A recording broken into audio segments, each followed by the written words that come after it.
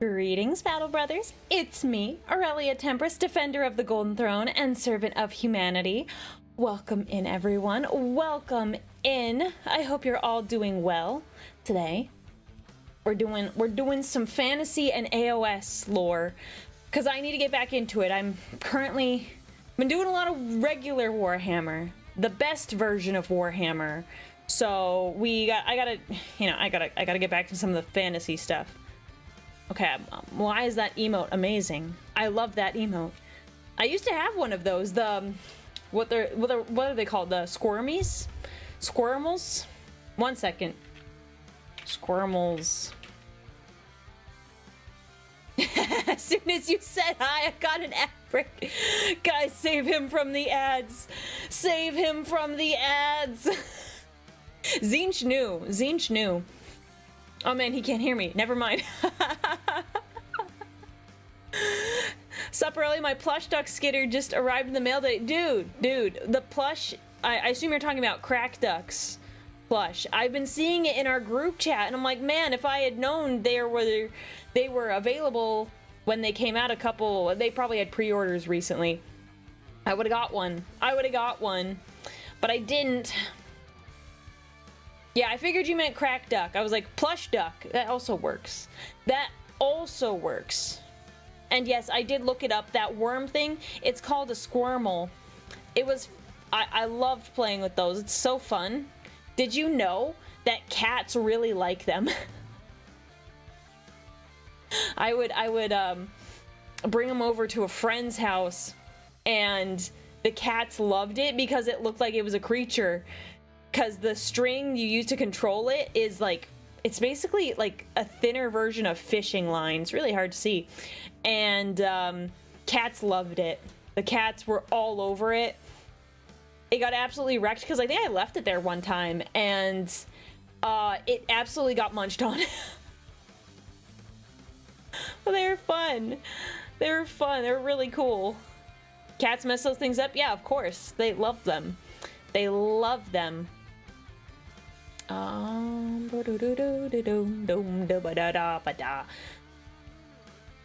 Did you hear the message Stim sent you? Yes. Okay, I have a story about that. Okay, for those of you who don't know, I have a friend. Her name is Stim.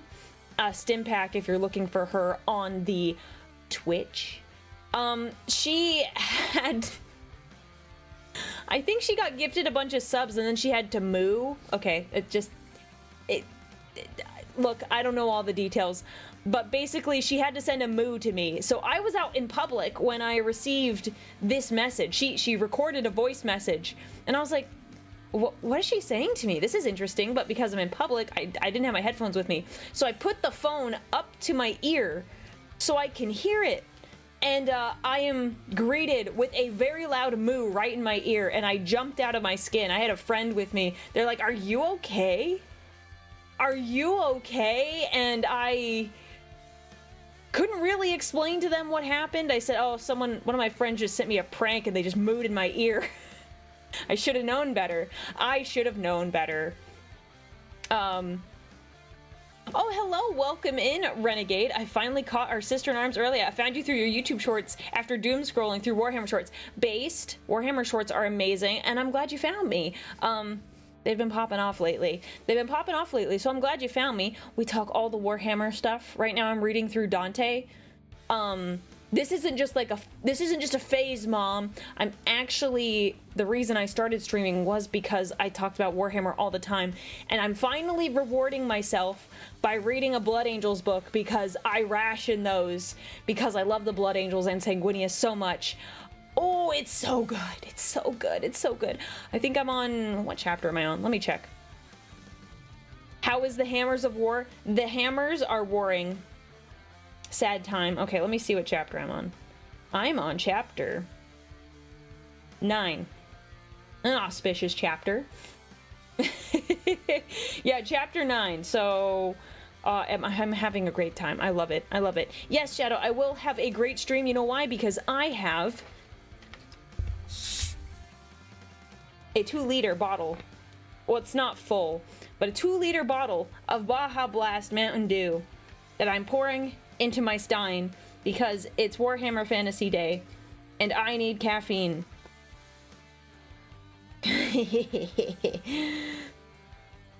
There we go. First time here, the Emperor has given me your videos, and I must say your loyalty is truly appreciated. Yes, your loyalty is appreciated. Thank you for showing up. We're going over some Warhammer Fantasy stuff. So, not Warhammer 40k stuff today, but we talk about it all the time. Just finished Dante, moving on to Devastation. Moving on to Devastation of Baal. Great book. Great book. I love Devastation of Baal. I read that one first, and I think I'm going to read it again now that I'm like working on Dante, and I'm like, oh man. So good. It's so good. I know, let the old man sleep. This book obviously will highlight how much the man wants to sleep. It's, yeah. All right, I'm gonna take a big sip. You guys know this is a very big, maybe not very big. It is a large cup I'm drinking out of.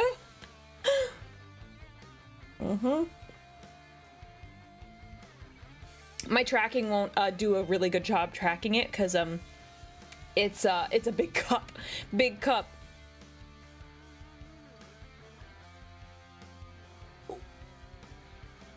Wait. Did you hear how the Custodes dreadnoughts are confirmed to still be usable in 11th? No. Are you talking about? You're talking about like the regular dreadnoughts from 10th, right? That's what you're saying, correct? Because that would be nice. I love the Telemon. I would love to show up to a party with 50 Telemons and then kick everyone's teeth in. Oh my gosh, I played a game where I took I took the detachment where basically you have vehicles or like walking units that get extra movement and extra like and extra, oh, I think I got like extra punches and stuff, how I built the Telemon. It was beautiful. I had such a great time. I am just so, it warms my soul. I think that's the only time I won with the Custodes so far. I'm still learning it, and I'm not gonna play until 11th edition comes out. Telemon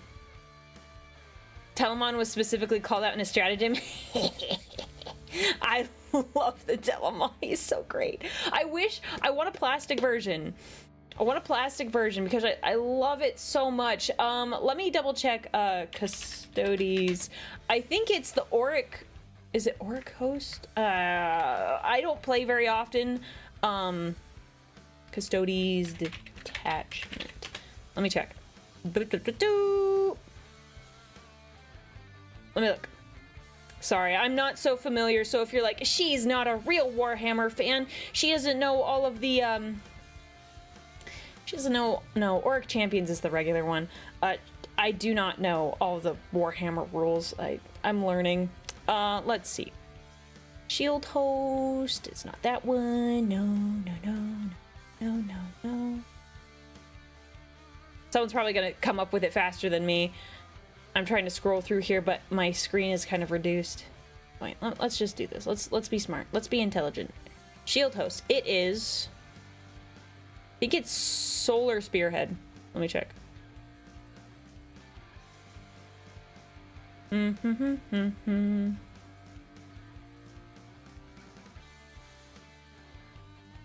One moment. I'm trying to. Oh, I haven't looked at this page in a hot minute. I think I'm pretty confident. Yep, it's Solar Spearhead. Love that one. Oh, it's so good. So you get Auric armor. Oh man, I had one of the words. Let's see. While an Adeptus Custodes vehicle unit from your army is at starting strength, unless it's aircraft or battle shock, add 2 to the objective control characteristic. That's great. If your Adeptus Custodes vehicle is below, each time below starting strength, each model in that unit makes an attack, re-rolling hit rolls of 1, and then when it's below half strength, you can re-roll a hit roll of 1 and re-roll a wound roll of 1 when you are attacking. 1 second. There was something else where it's like, go faster. I can't find it. I can't find it right now, but I won't bore you guys with me scrolling through data sheets that I haven't looked at in like a couple months, because 11th is coming out, so there's no point. Yeah, they hit harder the less wounds they have. Yes, Stim sent the moo to me. You guys want proof I can play it, but I don't think anyone wants to hear that. I actually don't know how that would work because it's on Discord. Yes, I am married to Sanguinius. Who asked? Who asked? I think Aurelia likes Sanguinius. You've been here, Lucky Sumo. You know I love him. He's my favorite. And Mr. Eldridge, thank you for the bits. Hi, Aurelia. I was watching your video earlier about the custodians, where you said earlier they were meta and how easier it was to make an army for cheap. Yes, making me wonder if they nerf them to get people to buy other armies. All right. You are 100% correct. This is what happens pretty consistently with GW. And this happened with Space Wolves as well, I believe. Basically, they'll make an army, they'll release new minis, or they'll make some updates. Usually it involves the release of new minis. And those minis will be overpowered. And people are like, wow, that's overpowered. I'm gonna go play that. If you happen to like the army, you're like, oh, I'm gonna go buy those. And then they'll wait a couple months. They'll wait a couple months, and then they'll be like, ah, well, sorry guys, we messed this up. They're too strong. So then they'll nerf them. And then conveniently, within about a month, they'll be like, hey, we have some new minis we're bringing out. And they're also super busted. It is 100% the tactic they use every time. Every time. Something will be the new meta. Usually it'll have new minis. So then people who like want to have a very competitive list, a competitive army, will buy them, and then they'll be like, okay, we're gonna nerf them now. It happens. That is the strategy, and it works. Yes, syntax error, it works every time. Welcome in, Snowfall Dragon. Hello. I know Stim did the moo live on stream. I know that's the only way you guys would have allowed it. And Forgotten Hero, thank you so much for the 2 months of support. But yeah. Oh, here. I'm doing my little stretch. Get my Baja Blast. Sounds like you don't love him enough? Listen here, buddy. I am not gonna have you, who is a regular, come into this chat and slander me. I will not have you slander me. You know my character. And I love Sanguinius. Mods, if he says anything more about it, ban him. Get him out of here. It's a joke, don't actually ban him. But keep an eye on him. Can't wait for the Dark Eldar preview. Yes, Derek. Yes, Derek. You mention every time you have lots of thoughts about the Dark Eldar. I don't think I'm... I don't think I'm supposed to be here. So, what are you saying? Because one would think that a chick wearing armor, you know, I think it implies certain things. Mountain Dew Slayer 360, that is my new favorite username. That is my new favorite username. I am drinking a Baja Blast right now.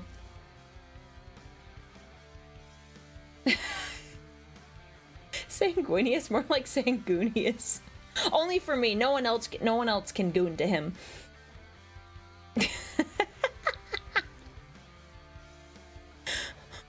Wait. Wearing armor implies that you don't want to be skewered doing battle? But what if I did?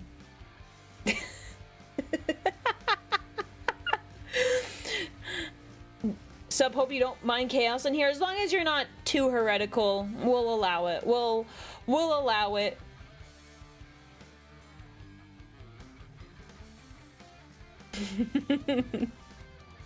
The face says it all. Well, you know, it's fine.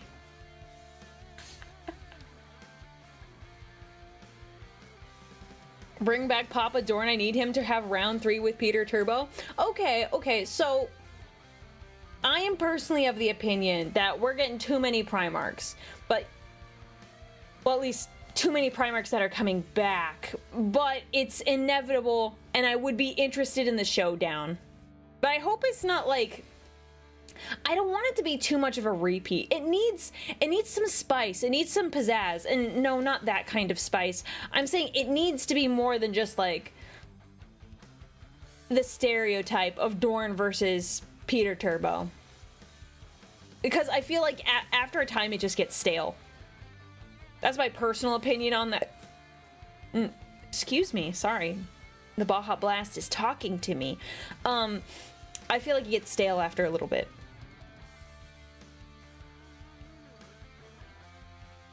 Okay, first off, you cannot know. All right, well, first, actually, I'm going to screenshot this. 1 second. Hang on.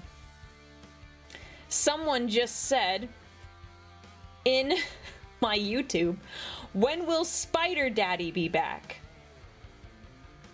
Please do not call my dad Spider Daddy.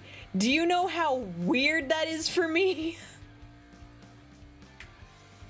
Do you know how weird that is for me? He is my dad. Well, I've screenshotted that and I'm gonna send that to him later.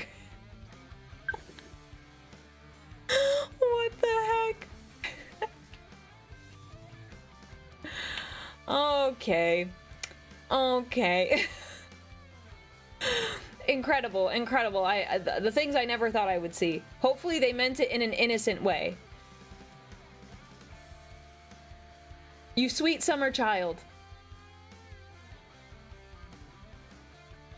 You sweet summer child.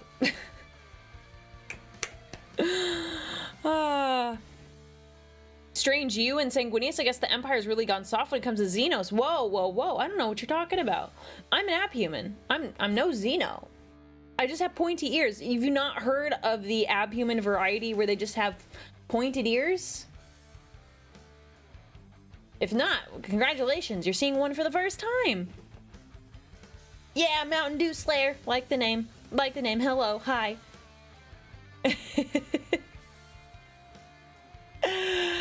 It's our job to flirt with the parents. He's married.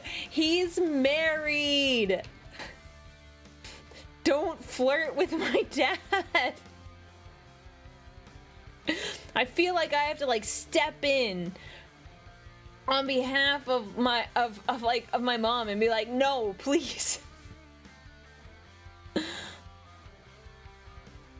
Spider Father? Well, you could call him Spider Dad. Spider Dad is fine. You just can't call him. I can't say. I'm gonna puke. I saw your YouTube shorts. Glad to see you live. Good to see you, Hundar. I think is that how you say it, Hundar? Good to see you. Yep, we're chatting a little bit before we watch some Warhammer fantasy stuff. I found some interesting videos. One of them I'm really excited because it's talking about Warhammer fantasy armor, which is a little different from like lore. So I thought that would be fun to watch. Screw you, I'm a follower of Slaanesh. I'll flirt with whoever I want.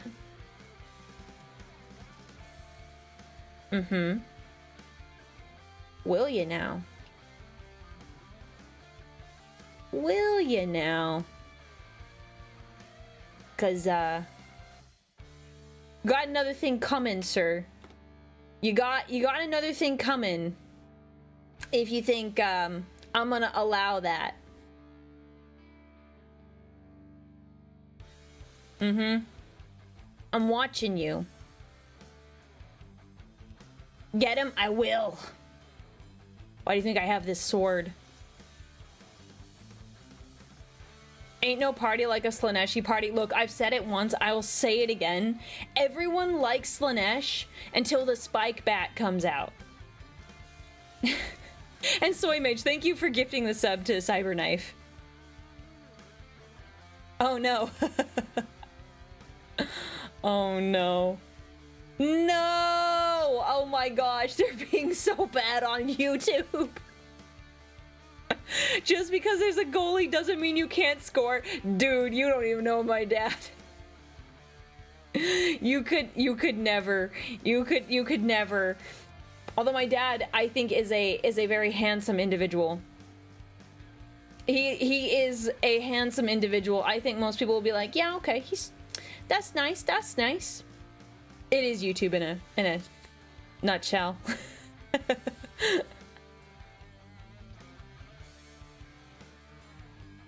And Case, thank you so much for subscribing with Prime. We'll start here in a second. Oh man, it's already been like 20 minutes. What the heck? Wow. Time flies when you're chatting up a storm. Chat aiming for the title of Step Chat. Oh gosh. Who did I felt like I had a conversation. Oh no, it was, never mind. I was thinking of something else. Join Daddy Nurgle, all he has for you is gifts. Okay. Yes, but like, I feel like they're the kind of gifts you get at Christmas where you're like, ooh, I really didn't want this. What did I just join? Look, man, people are calling my dad nicknames I never want to hear. Khorne is better than Slaanesh. I think, like, of all the Chaos Gods, I think I like Khorne the best. I like Khorne the best. Because in the end, he's not gonna jack with you like Tzeentch does, and Nurgle just grosses me out. Khorne is at least, like, he has more honor to him. So someone tries to score with Spider to score? Are they found scattered across the Segmentum Solar? Yeah, probably. My dad will be so polite, and he'd turn you down, but I'd be like...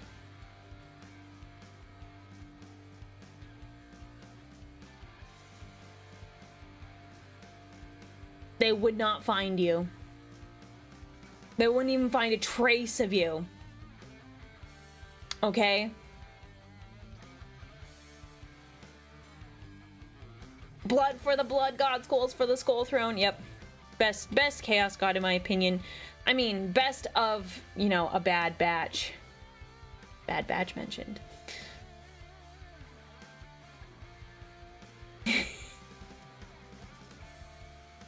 Remember, it's only a missing persons case if they don't find the body.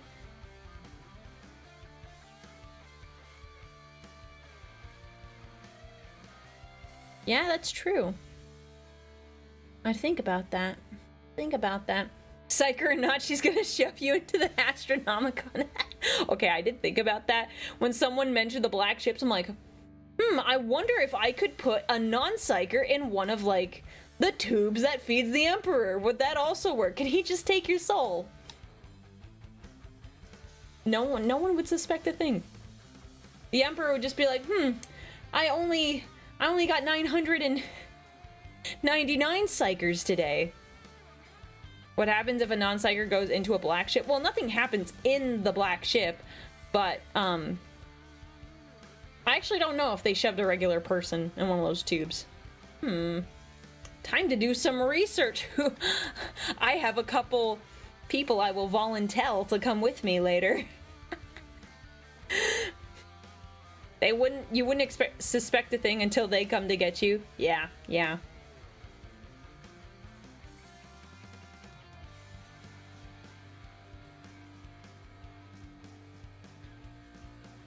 Yeah, at least Khorne stabs you in the front. I agree with that.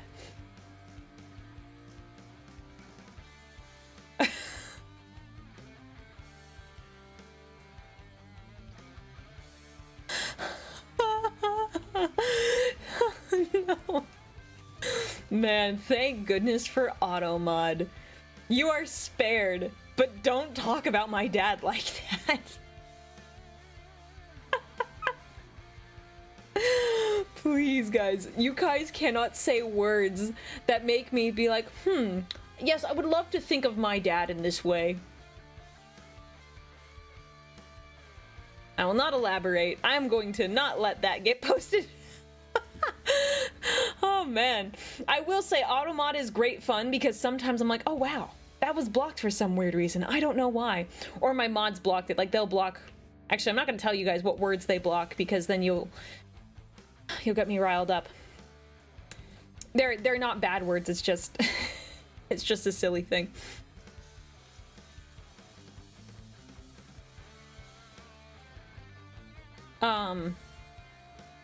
What was I gonna say? Mods blocking sanguinies? No. No. No. No. No. Oh, I guess I'll tell you guys, because I'm not feeling particularly hungry at the moment. We block terms like steak and bulgogi, like beef bulgogi sometimes, because I get hungry, and then people will put that in the chat just to bother me because I'm a huge beef fan. Definitely gonna block Sanguinius. Well, I kind of find that funny, so we'll keep that one. We'll keep that one. Unless you say it too much. Who wins if orcs fight Khorne's army? Khorne does, obviously. Because blood. He doesn't care if it's his own guys getting beat up. It's just gonna be blood everywhere, and he's like, this is great. This is great. So Khorne wins.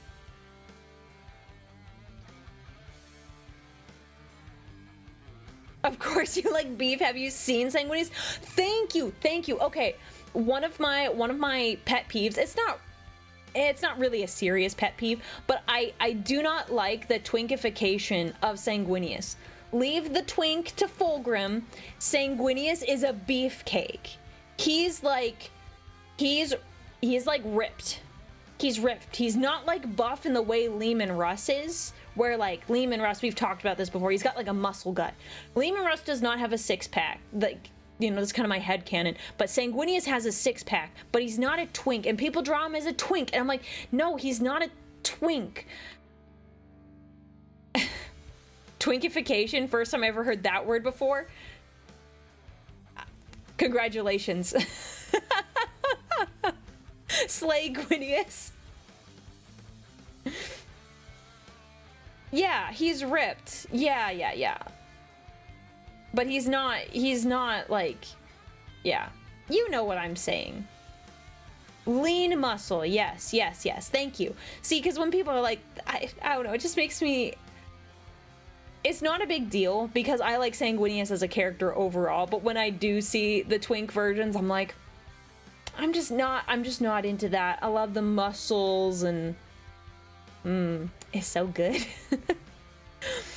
For those of you who are new here, I will provide some information on how I got into Warhammer and why I like Sanguinius so much. So to be clear, because someone made this comment, I think they made it on Twitter, and I felt compelled to respond to them because I made a post about me liking Sanguinius. So I'll lead with this. Actually, no, I'll tell the story first, and then I'll get to what the thing was said on Twitter. So, how I got into Warhammer. I was playing Dungeons & Dragons with some friends, and the campaign was based in like a Warhammer-esque setting.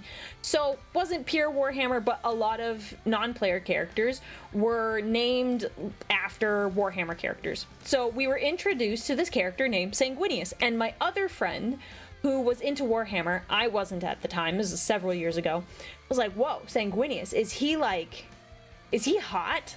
I was like, sir, why is that the first question you ask? This is such an odd name. Why are you asking if he's hot? Said, well, look up the character. He's based off like a Warhammer guy. And I was like, okay. So I go to look up Sanguinius, and yeah, he was hot. So I proceeded to, in our D&D setting, romance that character. So the campaign, we didn't get to finish it, just due to other stuff. But, but I didn't really get into Warhammer after that. It wasn't until a few years later I was like, you know what, let me check out this Warhammer thing. And I started with the book Lion, Son of the Forest. This was back in 2023, and I was like, whoa, this is so good. And I was just devouring all the Warhammer content, all the Warhammer books, all of it, consuming it. So that was my introduction to Sanguinius, and then I got so obsessed with Warhammer, my friends were like, Aurelia, you talk like about Warhammer a lot with us. What if you like streamed and like talked about it with people online? And I was like, I could stream and do this. And they're like, yeah, sure, why not? And so here we are. So now, the reason why I bring up the Twitter post, someone astutely made the observation. They said, you know what, why is it that like why is there so much, I think he said like goonification or something similar. He said, why are all these like females like gooning over the Primarchs? Like I don't like that. It doesn't make a lot of sense. And what I said, because I was like, dude, he has a very fair point, because I kind of created I made a post saying, I was kind of slobbering over Sanguinius, and I was like, okay, no, that's a fair point, because from an outsider's perspective, it does look like I'm just an internet girl slobbering over a Primarch. But I wanted to clarify that while I love Sanguinius, it is a bit put on. Whoa, I put it on a little bit, but I genuinely love the universe. I love the stories of bravery, camaraderie, brotherhood. I really, really enjoy that. It's something that I think is not touched in a lot of like, I guess you could say standard media or like books. And I just really enjoy it. I say all of that for those of you who are newer here, so you can kind of get my stance. Yes, I play into the bit of loving Sanguinius and being married to him. Honestly, I think it's kind of fun and silly. But I genuinely love the universe. I like what I read, and I just like getting into it. So I'm down to talk about anything. Am I the most knowledgeable Warhammer person? Definitely not. I've only been like looking into it for like 3 years, and I don't get into all of the articles and the reading. I work for the Emperor when I'm not streaming, so I'm not always able to get into it as much as I'd like, but I am down to talk anything. So yeah, it's been a great time. I really love the fandom, and I think it's awesome. I come from Instagram, I think. I don't remember now. Don't worry, I've been posting my shorts everywhere. Do you think Sanguinius should have the Henry Cavill jawline? Let me look at Henry Cavill's jawline. Blah, blah, blah. Yeah, it's a nice jawline. Let me see if I can, here's what I'll do. I'm gonna pull up the picture of like the first, or one of like the art pieces of Sanguinius that got me to be like, okay, yeah, this is pretty cool. I like this. I always forget where I put this picture. I have a folder. Oh, here it is. There we go. I have a folder called Sanguinius Pictures. So for those of you who are new, I will show you. This is the picture that I was like, oh yeah. I was like, yeah, Sanguinius is hot. This is the one that got me. I really love this art by Johan. My affection for Bolter babes is purely paternal. I just look over and I see that, and I don't know the context. I feel like I do, but I'm just gonna ignore that. Yeah, because some of the other art, when you just look it up on Google, is from like book covers, so it's really hard to tell how handsome he is. I really love this art, and this is why I think this picture here is why I get annoyed when people make him into a twink, because this is not the face of a twink right here. It's not. Like, he's got muscle, he's got definition to him. It's all right. He is indeed a handsome man. Yes, he is. Yeah, so that particular piece of art, it reminds me a little bit of Buzz Lightyear. I think it's the jaw. For some reason, it reminds me of Buzz Lightyear. Don't know why.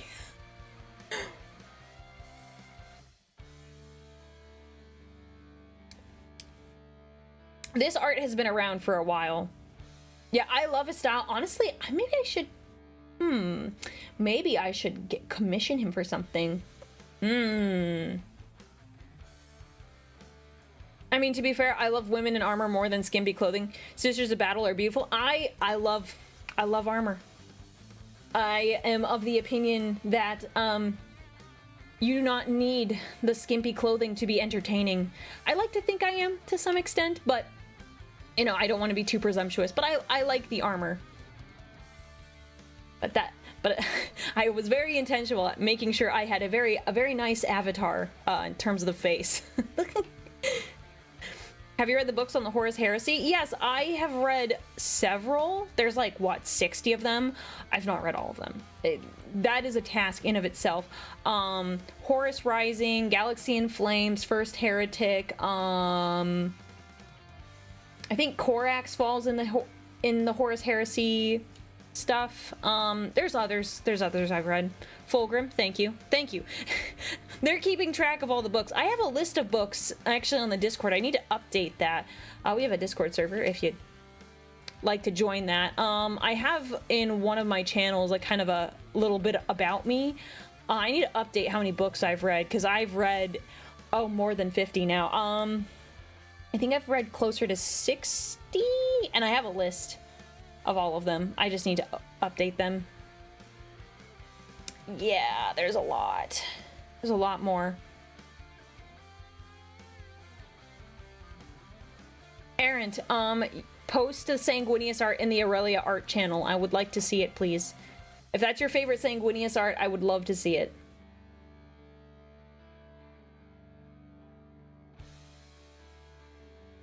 Have you ever seen the piece of Sanguinius by Tritium, aka Teresa Ramos? I don't think so. Post it in the Discord, in the Aurelia art channel, and I'll look at it later. Cause I've honestly posted. Okay, let me look. I'll take a quick peek. Oh, I love that one. Yeah, I've seen it. I've seen a lot of the art. The red armor throws me off. Here, I'll show you guys. I will show you guys really fast. The red armor throws me off for Sanguinius because I'm just... Oh, dang it. Sorry, I pressed the wrong button.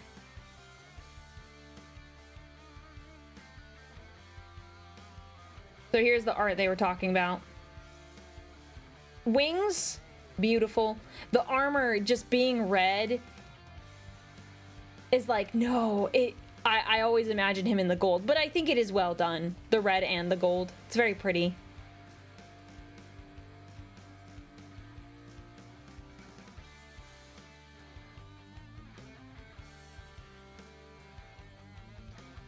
Fenrir Frostwolf, the automod blocks you if you at me. I'm doing well today. How about yourself? But is beautiful art. I like it. Is that Sanguinius? Yes. Yes. Oh yeah, I've seen this one too. All right. Let's see. Hang on. I'm gonna pull this up. I have this saved on in my Sanguinius art folder. I think I have both of these. I just don't know the artist by name. And then this was the other one. Beautiful. Beautiful. So many people want to commission. I'm like, hey, you draw beautiful stuff. Can I get more pictures of my man? It is weird seeing Sanguinius art like with a helmet. It's super weird because most of the time they show his face.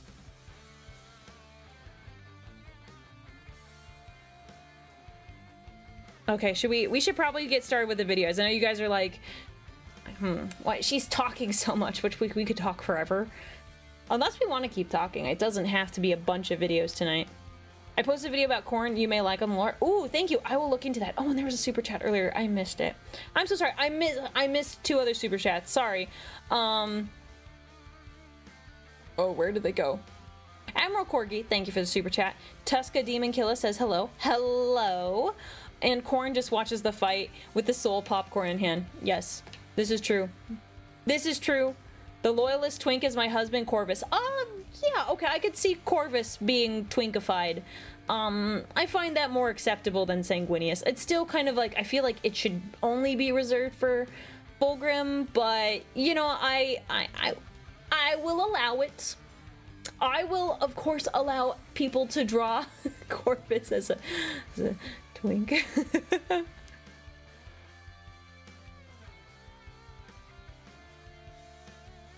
Question for anyone capable of answering: is Slaanesh trapped in 40k or Age of Sigmar? I believe in Age of Sigmar, Slaanesh is currently tied up by some of the Eldar gods. Oh shoot, did I? Okay, we're good. So I believe that's an Age of Sigmar, not 40k as far as I'm aware. Twinkify all the Primarchs? No. No. No. No. Okay, no, guys. This is the last... This is not what I was expecting us to talk about today. No, I do not think Alfaris and Omegon are twinks, because they're smaller than all the other Primarchs. Okay, if someone is short, that does not mean they're a twink.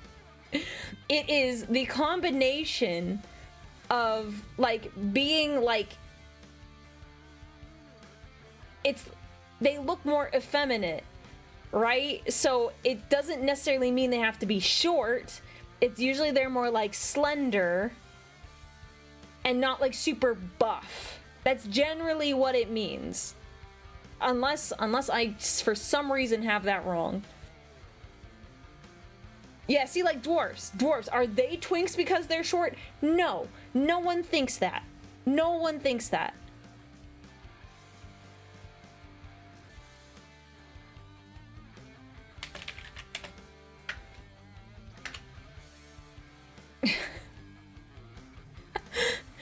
Twink is skinny, but not in shape. No, I don't know about that. Yo! Oh gosh, what a terrible time to come in. Welcome in, Raiders. Welcome in, Joe Cat. Can we get a shout out for Joe Cat, please? Hello, guys. Welcome in. We're talking. Oh no. Joe Cat, I have to say, I love your videos. I watched a bunch of your D&D ones several years ago. I absolutely adore them. It is an honor to be rated by you. Thank you so much. Gosh, you were talking about twinks. I'm so sorry. And thank you, DinoFan, for gifting a sub to Joe Cat. Welcome in, guys. What were you doing today? Were you guys talking about twinks today? I doubt it. I doubt it. Make all the Primarchs fanboys. No, don't do that. Please don't. we were talking about my husband. Twinks for the Twink Throne. Is that Slaanesh? What do we think? Is the Twink Throne Slaanesh's? What do we think?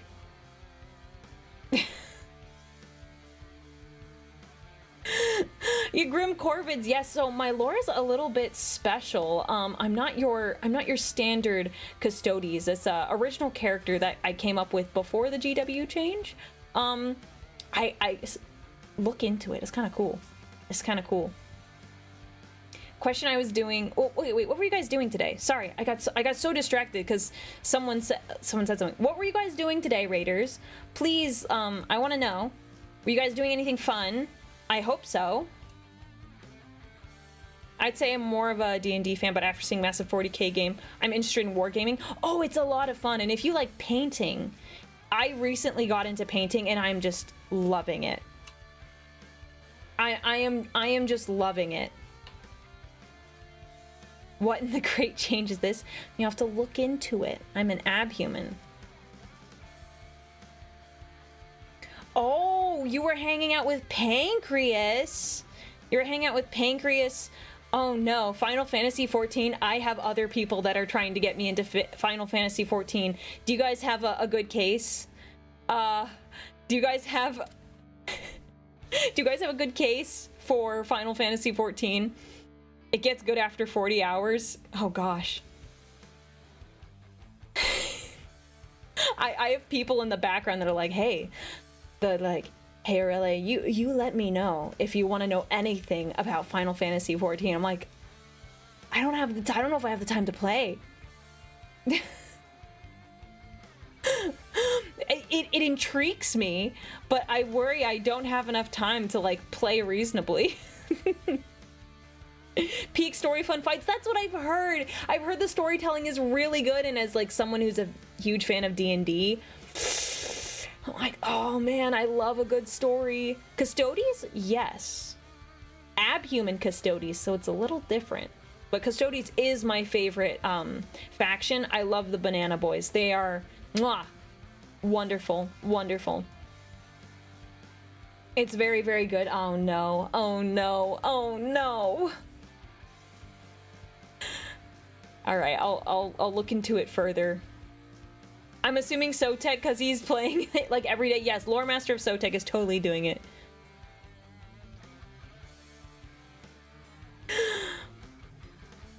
I dislike the older Custodes models though. I like their legs more for sure. I like their legs more for sure. I think I'm just like partial to them because that's the only ones I'm like really familiar with. Hey, new to the channel, enjoying the content. Oh, thank you so much. I'm glad you're enjoying it. By the way, Raiders, thank you so much for coming in. I'm sure Joe Cat has stepped off because you probably had a very long stream today. Guys, go eat, sleep, get water, do whatever you gotta do. We're just hanging out here. We're gonna look at some Warhammer Fantasy stuff because I don't really get into it all that often. So we're gonna look at that here in a little bit, but we've just kind of been vibing and chatting, which has been a lot of fun. So yeah, go rest if you need to. We will be here. And thank you again, Joe Cat, for the raid. I appreciate it, man.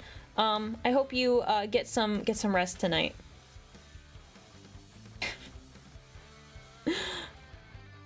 I'm making my own setting for D&D that's slowly becoming its own thing. I'm enjoying it so far, but very slow. Yeah, DMing and building up your own universe is a monumental task. I have been a dungeon master a couple times, and it's just whew, lots of stuff. A lot of things you got to consider.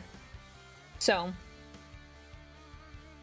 Kitten is one of my favorite characters. Kitten is so wonderful. I love Kitten. I remember I loved watching If the Emperor Had a Text-to-Speech Device. Fantastic. Oh man, so good. I'm so sad it ended, but I understand why, and you know what? That's okay. That's okay. Okay, you can't say that every time. Originally, I did find Boy from If the Emperor Had a Text-to-Speech Device annoying, but now he grew on me. Look, I am allowed to change my mind. I'm allowed to change my mind. TTS rewatch at some point. Okay, but like, it's not gonna be as good as the first time I watched it, because do you know how many things I just guessed?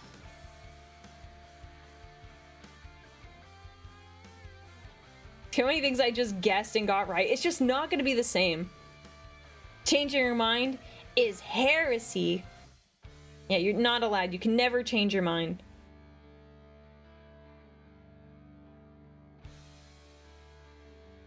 I've never seen the entire series. Oh, you should totally watch it.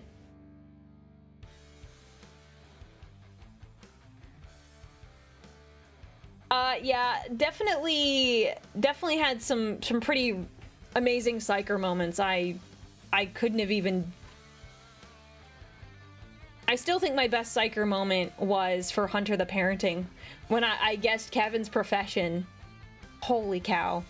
Dude, I don't think I could top that. I could not top that. Any DMing tips? I am DMing the Final Fantasy system to help my forever DM. Ooh, I mean... I've only been a DM a couple of times. Have a list of characters in your back pocket, like NPCs, because inevitably your party will go off the rails and you are going to need some characters in your back pocket. Give them names, give them like a general description, and just kind of personality traits so that you can break them out at any point if they go off the rails. Not if, when they go off the rails. That's probably the most useful one, in my opinion. So. Gold-plated Reaper. Ooh, I like that name. I've come to you from the YouTube, and I wish to ask, on a scale of 1 to infinity, what is your stance on Sanguinius being a Chad?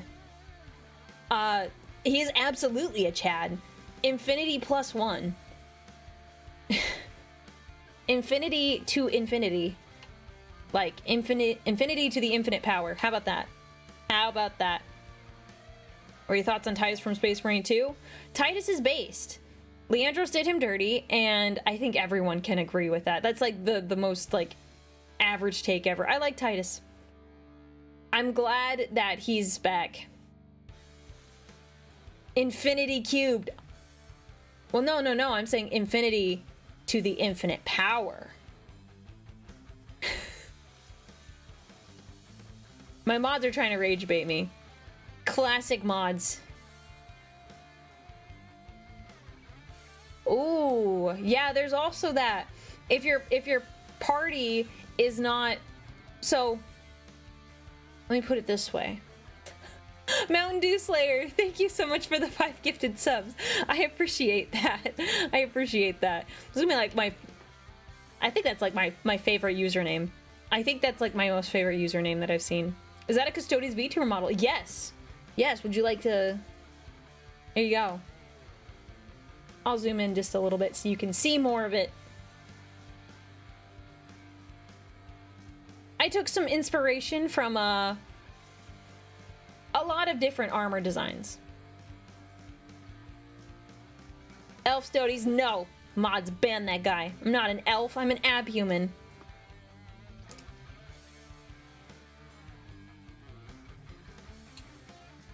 I wanted a beautifully armored VTuber model. And here we are. She's beautiful and armored. I love gold. Big feet Aurelia. Yeah, I did notice that after I got the model made. I'm like, my feet are huge. Well, chat, yeah.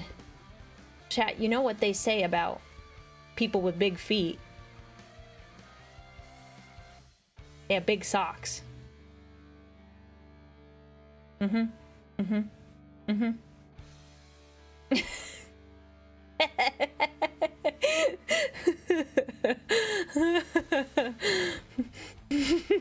Love the Crimson Fist. I need to look more into Crimson Fist lore. I like know a bit about them, but there's so many chapters I can't keep up on it.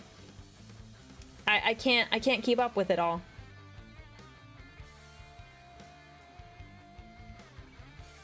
Main thing you need to know about Age of Sigmar Warhammer Fantasy is that the Seraphon Lizardmen are the best. They do the most and get no credit for it. You're probably... My friend Lore Master of Sotek would probably agree with you. Thank you for the super chat, John Noble. I appreciate it.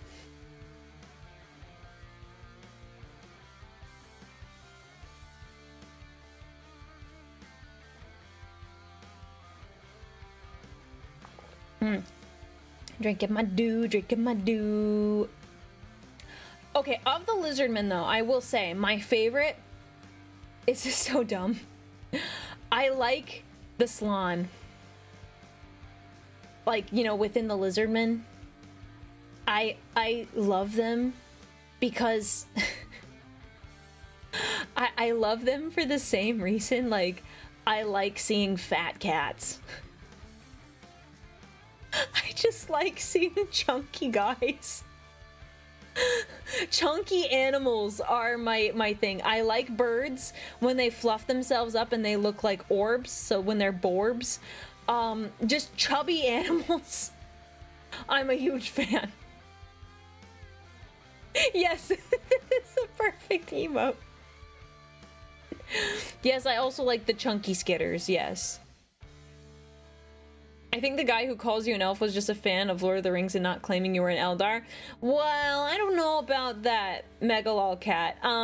Thank you for the super chat. Sometimes people will call me an elf just to upset me.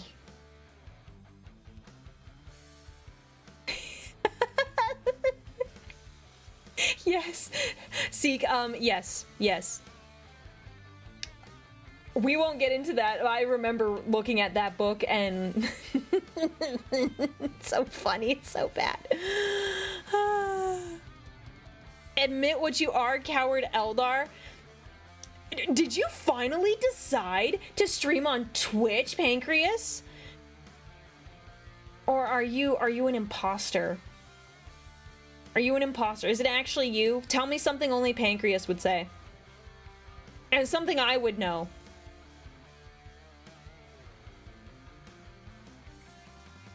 No, that was Joe Cat's stream I popped into, and he asked if I had raid suggestions. Oh, that was you? You suggested me? Oh. God, okay. Yeah, that's him. That's him. That's definitely Pancreas. I'm not gonna say that. I'm not gonna say that. Oh no. All right. One sec.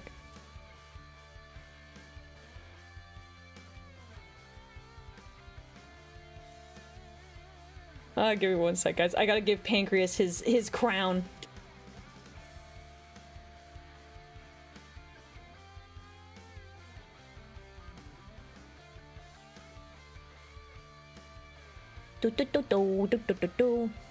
Man, I'm struggling here. This one, roles manager.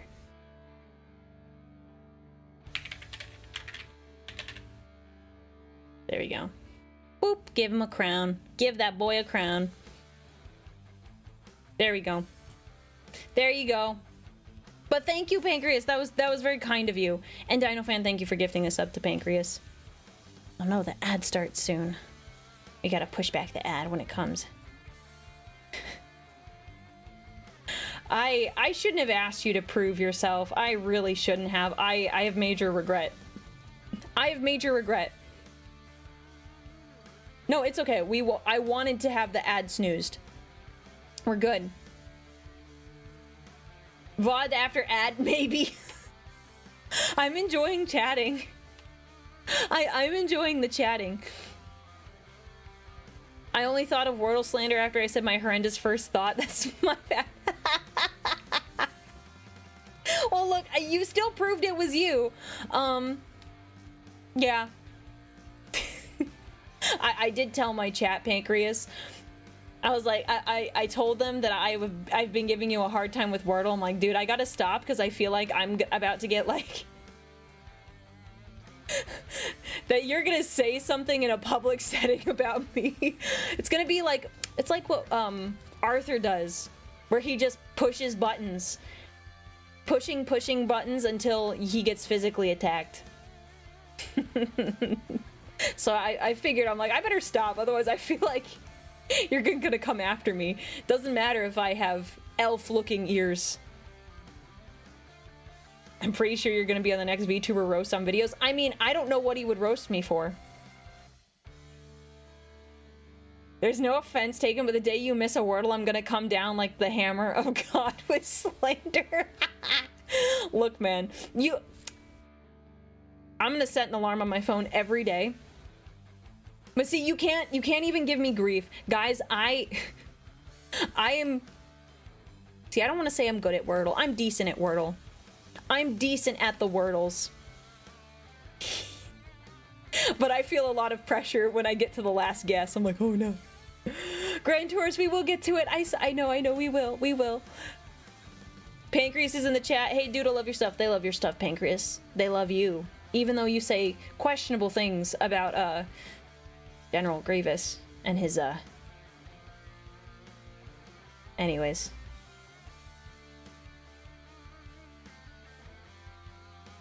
Pancreas, would you like a tip for Wordle? I'll give you a tip. Don't say that. Don't say that, Aurelia. That sounds bad. Don't say that. Don't be the first person to do the Wordle. You can intuit a couple things if you look at what other people have done first. Because you can see what other people... You can't see what letters and words they guessed, but you can see what they got right and wrong. And it can give you some insight as to how to solve it.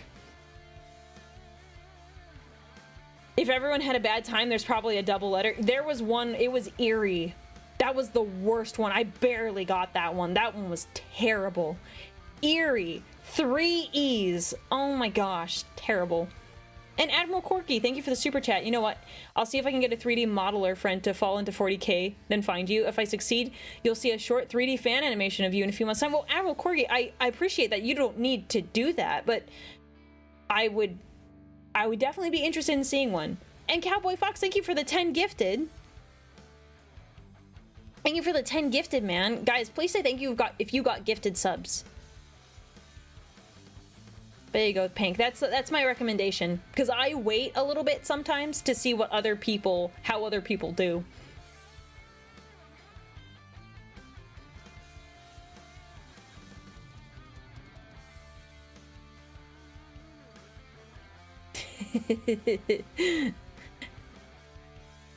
But it's okay, I believe in you, I believe in you. And thank you for recommending like Joe Cat to come this way. I appreciate, I love his stuff.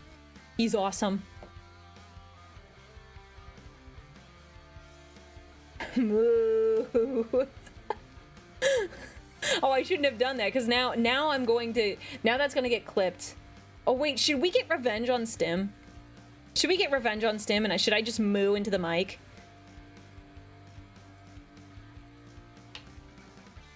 Okay. Yes, we're gonna do it. We're gonna do it. Here's what we're gonna do. Here's the plan. We are going to make it seem like it's an actual message. So I'm gonna say a couple other things before I say moo, because if it's just a short audio message, she's gonna know what it is. So we have to play it up like it's something more. Right? Okay. This is the plan. What do I tell her? Oh, here's what I'll do. The crowd demands revenge. Yes. yes. And Joe, thank you for giving out 2 gift subs. And Wrath, thank you so much for subscribing. We are gonna... So sorry, guys. Once the ad break is over, we will watch stuff. I promise. Okay, so yes, tell her you have a secret. Okay, yes. Okay. Ooh, I can get her about Dark Angels. Hey, Stim, I wanted to tell you something. There is something new for the Dark Angels I need to tell you about. So, you ready? Moo! Boom. Send. I'm gonna follow this up with a message. Dark Angels leak. Don't want to type it. There we go.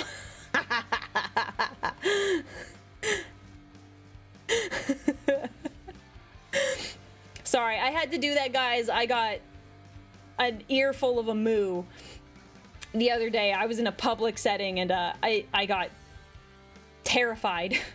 I jumped out of my skin.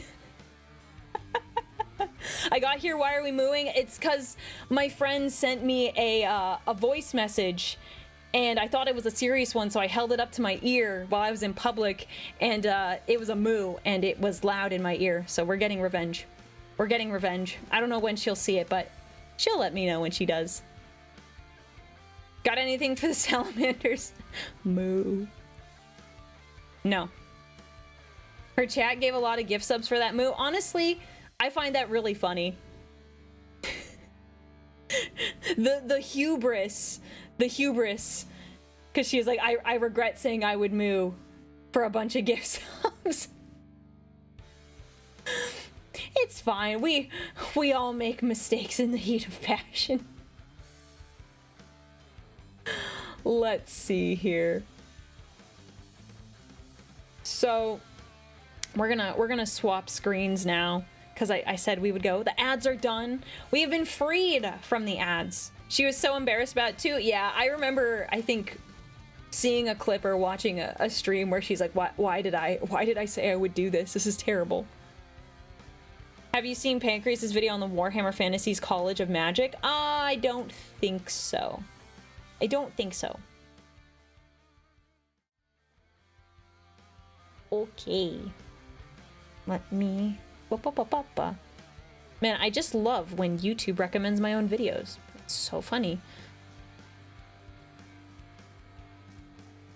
Excuse me? One moment. Screen is being silly. This one. There we go. There we go. Have a good night. I hope you have a wonderful evening. And Mavic, thank you so much for subscribing with Prime. Alright.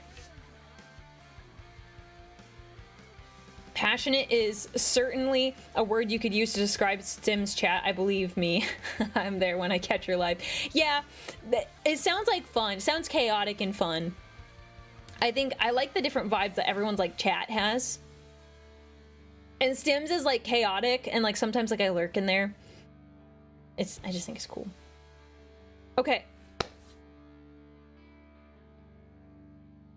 I have a couple videos I pulled up, but if we have recommendations and they're not too long, I try not to do the super long, like hour-long videos because they get to be a lot, and I like, you know, giving a bit of oh wait.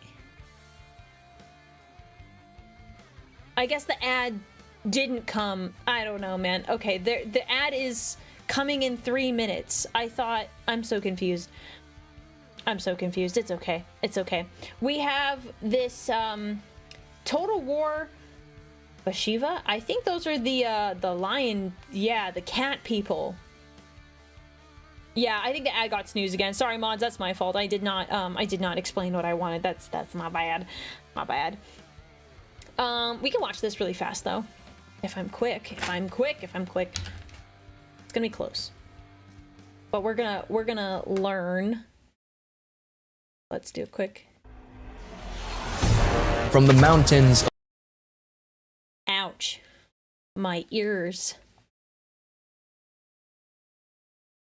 The cat girls that will eat you. Yes. Yes. Yes. Sorry, guys. Sorry. It is a trailer. I'm knocking it down. From the mountains of heaven. It's still loud, wow. Into the service of Xiangyang. The Tiger Warriors carve their ferocious reputation. One hunt at a time. Okay, it's kind of cool though. The Bone Road is Bashiva's hunting ground. Here begins her quest to recover ancient relics to strengthen her tribe and win the Iron Dragon's favor by crushing the enemies of Cathay. Tiger warriors are the core of the White Tiger's army. Wielding axes, guandao, or discs, the Tiger warriors stalk their prey to deliver ferocious ambushes and devastating charges. Joining the hunt is the Claw Speaker, a spellcaster of beasts, life, and shadow, who's also formidable in melee. Dude, he's ripped. Alongside this hero is the Tiger Warrior Sawai, an anti-large, armor-piercing lord as fierce as the warriors he leads. I like these animations. Fulfilling her oath by completing missions and battling Zhao Ming's enemies earns Bashiva Iron Favor, which she uses to unlock, develop, and call upon the armies of Xiangyang. But a people are more than their military might. Collect relics from captured settlements or from traveling the Ivory Road to spend within the Tiger Court and guide the Tiger Warriors' martial, diplomatic, and strategic advancement. Unspottable, the hidden huntress is the master of the hunt, a devastating anti-infantry flanker who wields the blades of Xiangyang. She has the main character energy. That's because she's got the white fur. That's how you know she's the real deal. To brutal effect. Disciplined. Ferocious. Hunters. These are Bashiva's Tiger Warriors. Honored to fight beside the armies of Xiangyang. Ready to strike at the enemies of Grand Cathay. Okay, that was cool. Very neat. Cat lady faction? A crazy cat lady faction. You're right, though. You're right. Okay, I think the ad is just about to start, if it hasn't started already. Right? Right? Play the song Eye of the Tiger and everybody was kung fu fighting. That sums it up pretty well. That sums it up pretty well. Mega Cat, thank you for the super chat. I don't know what the message was, but thank you. Barefoot too? No. The grippers for free. Those grippers would kill you. Those grippers, they're gonna kill you. It would have been cool if they gave them like the backwards hands.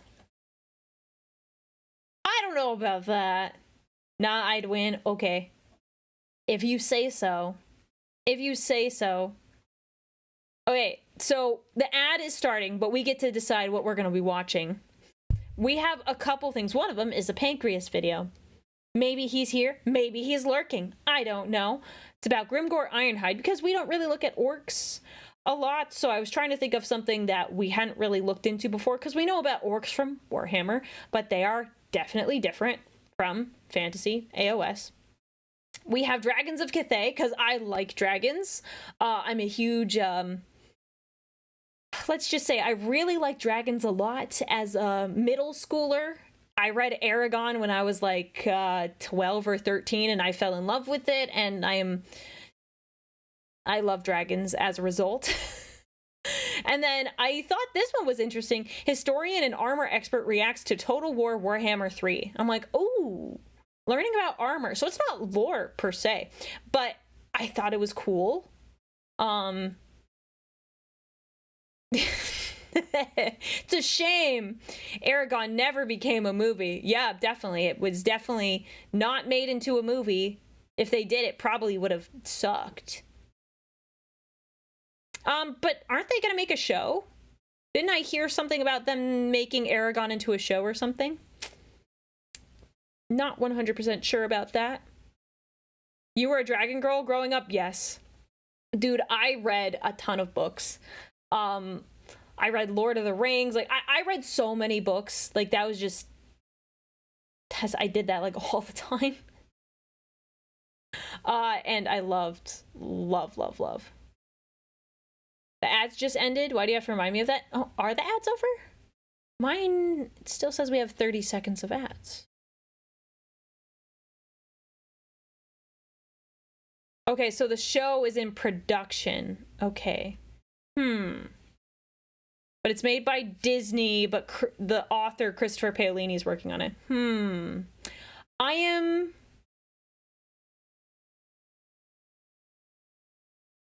hopefully cautious. No, I actually... So, I will say my desire to read... I still like reading books, but I will say I read significantly less as an adult just because of time. I read a ton during school because I had the time to, but as an adult, and especially because I stream now as a hobby, I don't have time to like sit down and read a book. When I'm driving, I will put on an audiobook, but I cannot read at the same frequency that I did previously. So I don't struggle to pick up books. There's sometimes I'm like, I've read a lot of Warhammer books, I really want to break, and I'll switch and I'll like listen to music in the car instead. But I have no problems reading books. I have a picture of me when I was a baby. I was probably a year and a half or something. My parents gave me these really tiny baby books, and I was sitting right by like the sliding glass door, and I would sit there for hours looking at these little baby books. And it started there, and I read and I read and I read and I read. So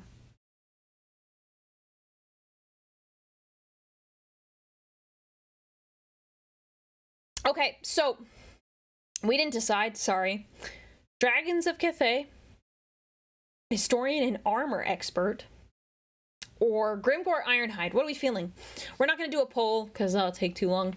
What are we feeling? Give me a 1, 2, or 3. 1 for orcs, 2 for Cathay, 3 for armor. Just throw it in the chat. We're just gonna do a vibe check in the chat. Vibe check. So give me a 1, 2, or 3. And we'll give it a second. So I'm seeing a couple 2s. I see some 3s, 1s, lots of 1s. Ones. Thank you for those of you who are contributing with your first messages.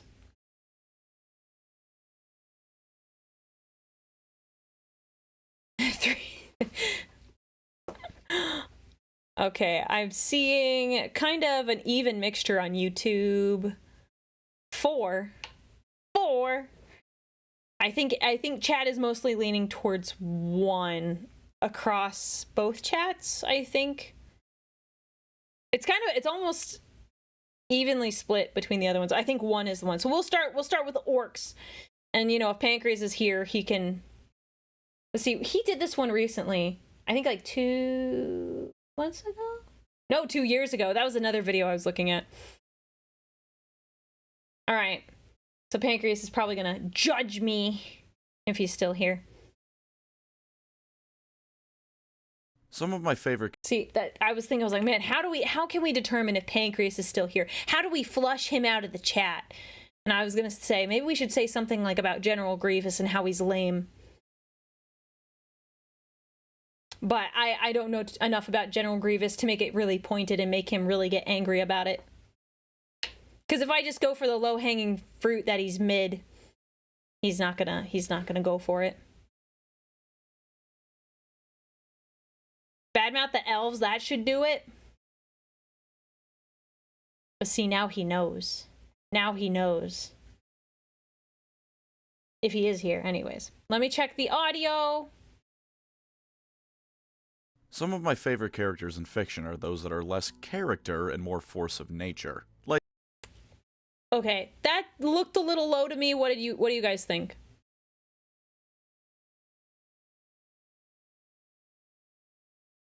Is that techless?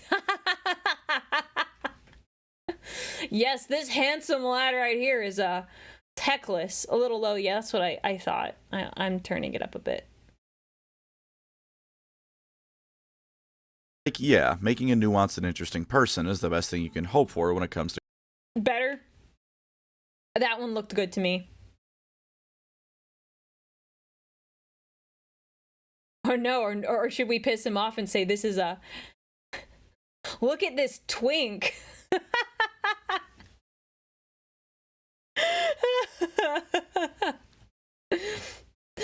Sorry. Oh my gosh. That's going in the book. Look, there was context earlier. It was funny. There was context. We had actual context, okay, for that conversation. I don't agree with calling short people twinks. That's not how it works. All right. This is about Grimgor Ironhide. Simply the best. Some of my favorite characters in fiction are those that are less character and more force of nature. Like, yeah, making a nuanced and interesting person is the best thing you can hope for when it comes to characterizing someone. But yes. Failing that, just making that character... Yes. This here, Gotrek is a good character with some solid backstory going, but as far as most people are concerned, Gotrek starts and ends as a living blender. Correct. I find his backstory really compelling, and I really want to know more about him, having read 3 or 4 of those, of the Gotrek and Felix novels. But frankly, all he is just a force of nature, and I love him for it. There's something that everyone else is forced to react and plan around can be almost as good, and potentially a lot more fun. It's how I imagine Darth Vader looks like from the perspective of someone who never knew him as Anakin Skywalker. Yes. Like in Fallen Order or Rogue One. He's not a person, he's Darth Vader. He's a monster that's gonna rip you to pieces, and running away is the best thing you can possibly hope for. There's little in the way indicating there's a human being under that armor, just something that'll rip you apart without even noticing. And can I just say, for where the speech bubbles are, it looks like I'm saying it.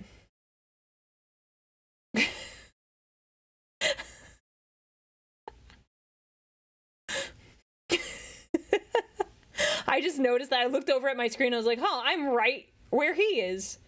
Lore accurate Custodes? Yes, isn't there, I believe there's a video where he says that exact line, or a Custodes says that line. It's peak. Indicating there's a human being under that armor, just something that'll rip you apart without even noticing. And fulfilling that fun role in Warhammer Fantasy, we have Grimgor Ironhide. Malekith might be a better choice for Warhammer Fantasy Vader overall, but in terms of sheer fear factor, I'd give it to good old Grimgor. Because Grimgor Ironhide is to the average man, dwarf, or elf what Darth Vader was to those rebels in the hallway. Okay. Your death was set in stone the moment you crossed paths with him. It's just a matter of how long it's going to take for him to reach you. Let me tell you his story, in all its violent glory. Story but before time. I start Grimgor's lore proper, I just want to say that I think he's a bit of a pioneer in his own way. He would pick a trail and follow it no matter how long or hard the journey would be. There's something fun about that concept that really absorbs me. And if it's as interesting to you as it is to me, I've got just the thing for you. The game The Oregon Trail, the sponsor of this video. Now I believe in the name of honesty, it's best to tell you my genuine opinion about this game. Did they update the game? Did they... I didn't realize they updated the game or like made a new version of it. I can't stop playing it. When I first downloaded it, I figured... he said Oregon, it's Oregon.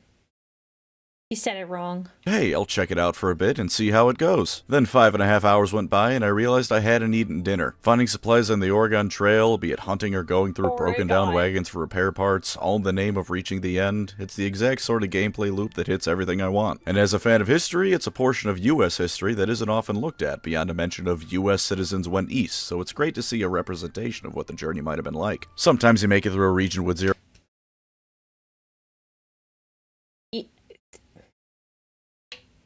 Pancreas, east? They went west. And you know what he probably said? He probably just said, see, they don't talk about it enough because I messed it up and said east instead of west. Is he farming comments? Probably. Probably. I wouldn't be surprised. The Eastern migration. Oregon. I can't get over that. Sorry. Yeah,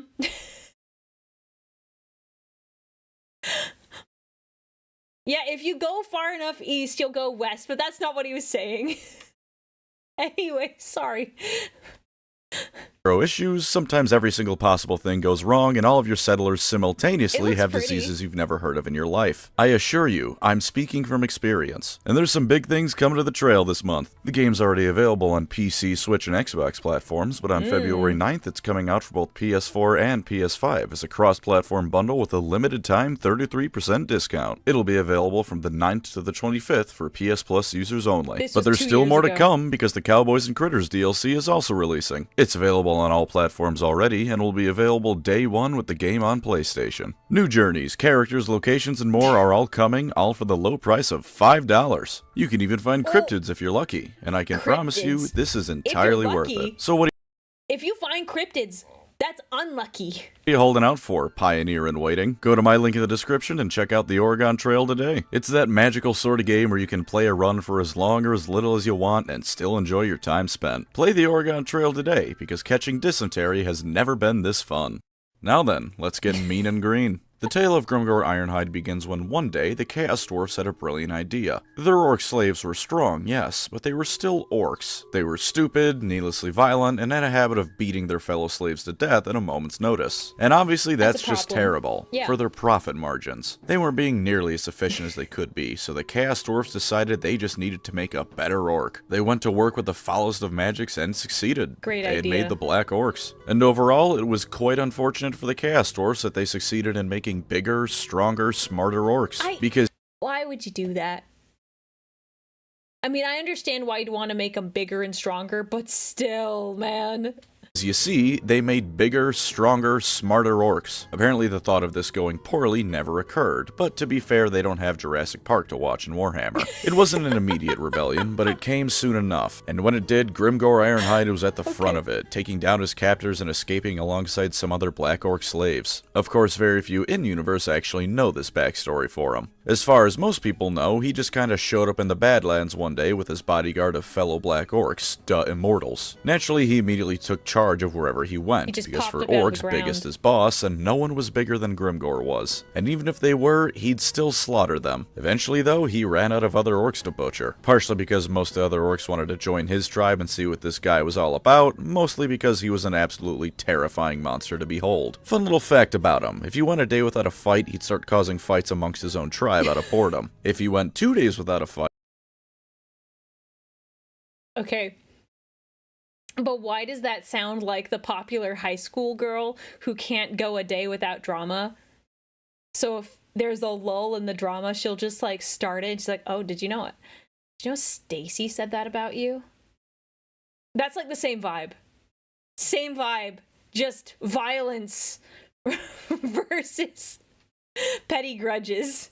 most orcs and every goblin that went near him got slaughtered. He's never gone more than 2 days without a fight because all the greenskins under his command are terrified of that ever happening. Entire campaigns have been organized out of fear of what Grimgor will do if he doesn't have anything to fight in front of him. To get back on track though, after he ran out of orcs to fight, he decided that he'd go see what those dwarf slayers were all about. After all, a death cult seeking redemption and glorious battle seems like the perfect thing to test his axe against. So he goes to Karakadrin, the home of the slayers, and after a few battles it shuts its doors and tells them to piss off. And let's just focus on that for a second. The dwarves who are religiously motivated to die in battle refuse to fight Grimgor anymore because of how brutal he was. Yeah, and dwarf slayers generally aren't the type to be truly afraid of their deaths. They seek it out with glee, and for most of them it's at best a disappointment when they survive a battle. That's just how monstrous Grimgor was, and his journey was just beginning. Rather pissed off about this development, but already this far north in the Warhammer world, Grimgor marched his army right off to Kislev. He heard the humans around here spent all their free time fighting chaos, and they'd surely put up a good fight. And in all fairness to the Slavic soup of cultures that the Kislevites are, they were the best fight he had yet. And also the best rations Grimgor had yet, because best fight against Grimgor just means you last 5 seconds instead of 1 against him. Much like everyone who invades Russia, however, Grimgor didn't prepare for the winter. Although to give him some credit, winter in this case meant Tsarina Katerin kept freezing his entire army with a single massive blizzard. It's a bit I mean, I was going to make a World War II reference, but I'm not nearly clever enough to make one. I was going to say something clever, and I could not come up with it. Oh well.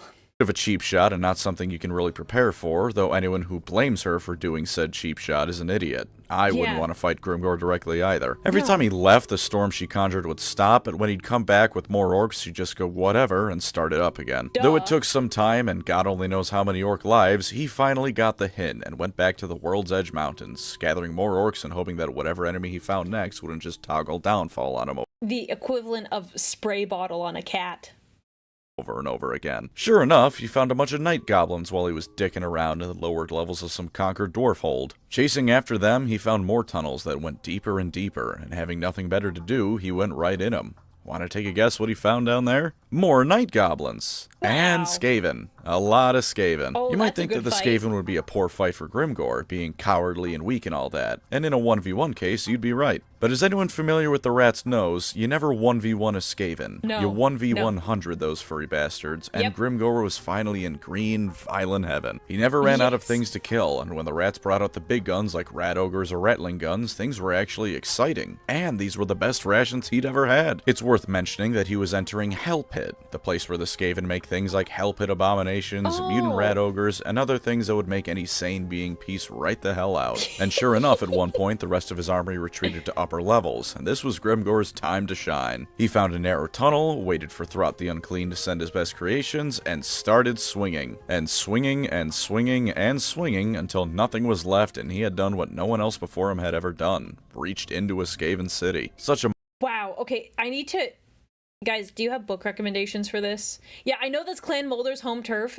It's all coming together because I read the Gotrek and Felix books, and I knew that Hell Pit, just because they talked about it in one of the books, I was like, oh yeah, because that's... Oh man, I'm gonna say something dumb. It's like in Kislev. Kind of. I don't know exactly where it is on the map, but it's close. It's either in Kislev or under. Anyways, I'm just excited. Anyways, monumental accomplishment should have been down in the history books, but in true orc fashion, Grimgor probably didn't know what he had done, and definitely didn't give a shit. All he cared about was that all the fun things were dead, and he was bored, so he left. Throt actually planned to go take care of Grimgor himself, which would have resulted in an early grave, but when he got there with his creations, the green monster that was butchering his stuff was gone. Naturally, he took his frustration in not being able to kill Grimgor out on the Empire, because the Skaven love to make themselves feel better by hurting others. After this, the story turns into that of your average D&D party. He just started wandering the lands killing things. I guess that's what he had always been doing, but now it comes across as even less goal-oriented than before. For instance, he just kind of decided he was going to go to the Chaos Dwarf lands and started causing them all sorts of problems. At one point he declared war on the ogres in the Mountains of Morn in their own lands, which as you can see from the Total War trailer in the background right now, not even the Chaos Gods could successfully do that. He even found a massive horde of Chaos followers who were on their way to Kislev since they heard that Grimgor had done such a fine job of weakening it.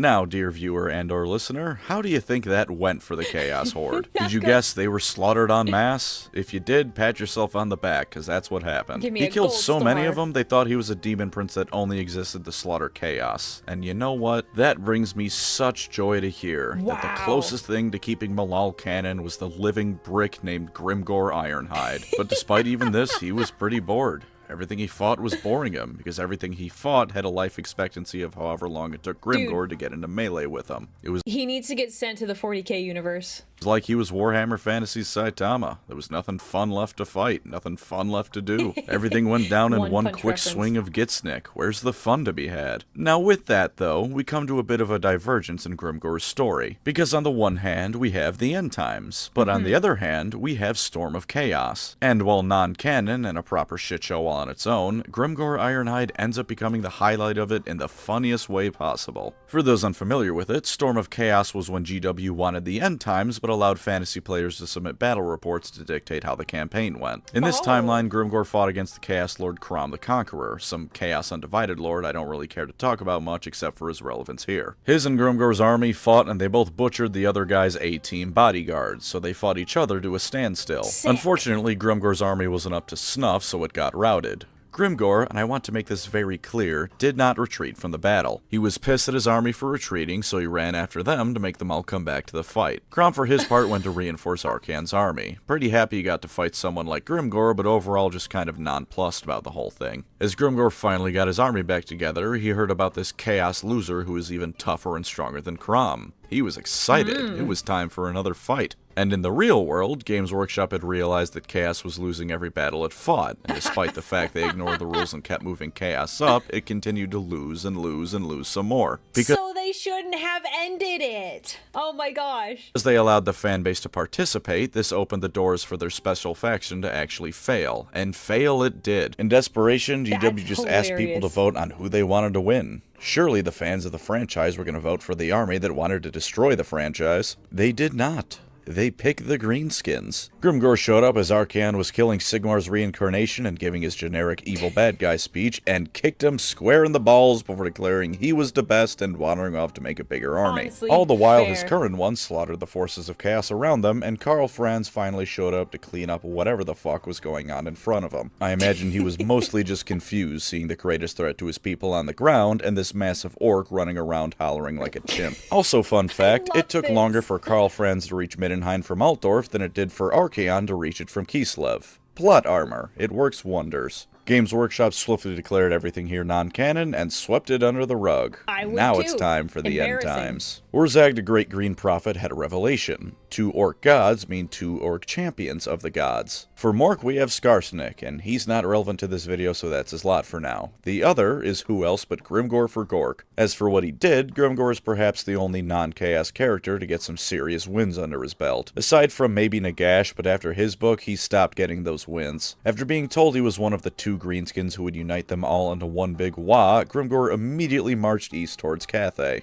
Along the way, he encountered what was apparently a pretty large orc empire before killing the guy in charge, and Yep. it was now part of Grimgor's orc empire. That's how it Although in is. saying that, he wasn't building much of an empire, because everyone he conquered he took with him. The hobgoblins that reside in much of the lands between Cathay and the Old World were also brutalized and added to his horde. When he finally arrives at his destination, with a much bigger army, he just adds to the mess that Cathay had become by that point. The Chaos Dwarfs had taken the Great Bastion alongside some Skaven and miscellaneous Chaos tribes, and were getting ready to invade the rest of Cathay when Grimgor finally showed up. At long last, here he was, ready to take revenge against the Chaos Dwarfs for what they did to him all those years ago. And by God, did he get revenge. Good for Millions of him. Greenskins came crashing down as Grimgor engaged the leaders of the Chaos Dwarfs in head combat. The battle lasted for hours, but I'm sure you never doubted the end result. Grimgor and his horde killed them to the last, and Gork and Mork were dominant over the Chaos Gods in the east. With that, however, it was time for Grimgor to head back. The best fights weren't to be found in Cathay, but back in the Empire. Of course, before that, he had to make a few pit stops, and somehow in all He's getting his steps in. I have to say, getting all of the steps in. He's everywhere on the map. If he could get to the elves, he would. of this mess, he became the incarnate of beast magic. Phenomenal planning as always, Teclis. I'm sure that was entirely on purpose. He also at one point burned down Nippon's dragon fleets, but who cares? Nippon's lore starts and ends with, they trained Clan Eshin.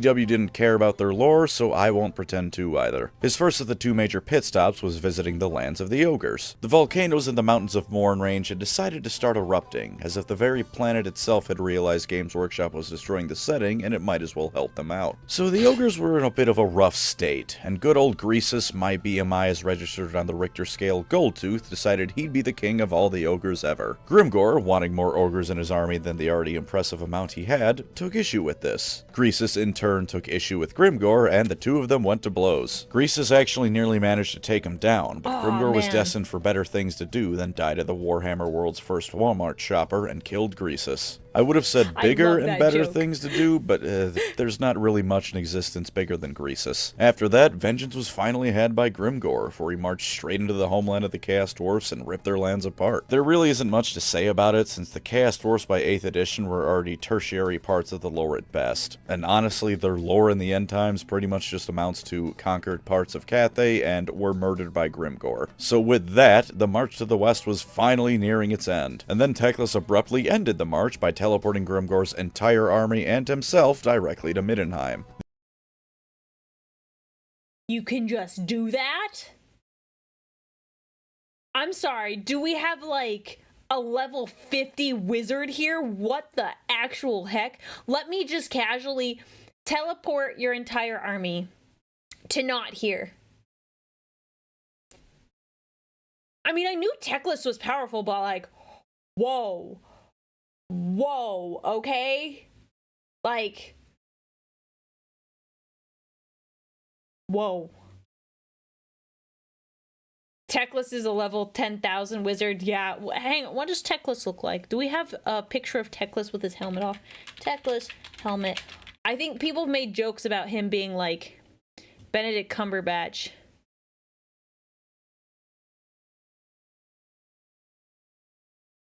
Because I have a sneaking suspicion. Is he blonde? I've seen the Teclis video, but I don't think we saw any art with his helm off.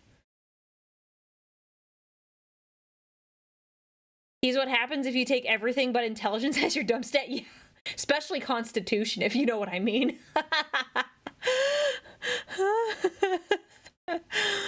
I want...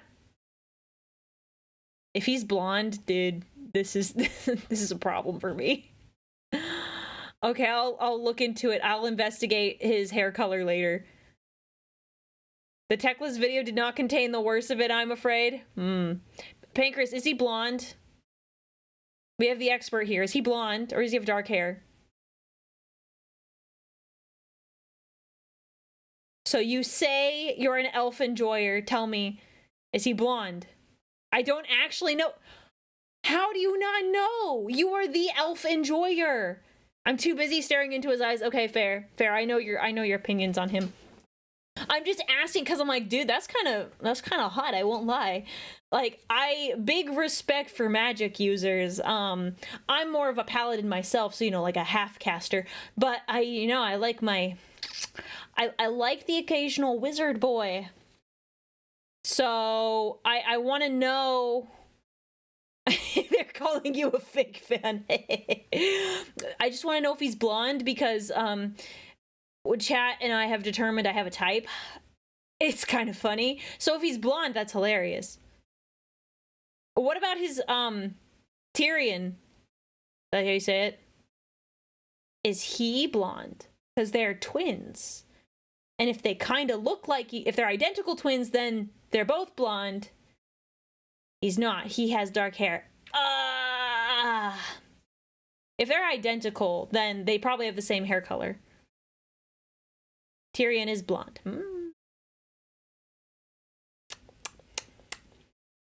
Adding more blonde, tall guys to my list of wood. He is blonde. No, we're talking about Teclis. But also Tyrion is very cool, but I'm not a homewrecker.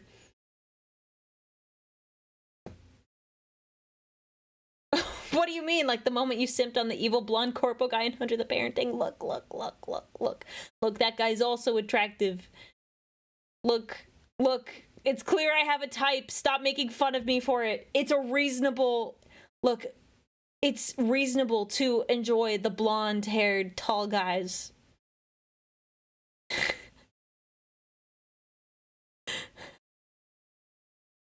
Dark blonde hair, apparently, as described by Tyrion. Okay, cool.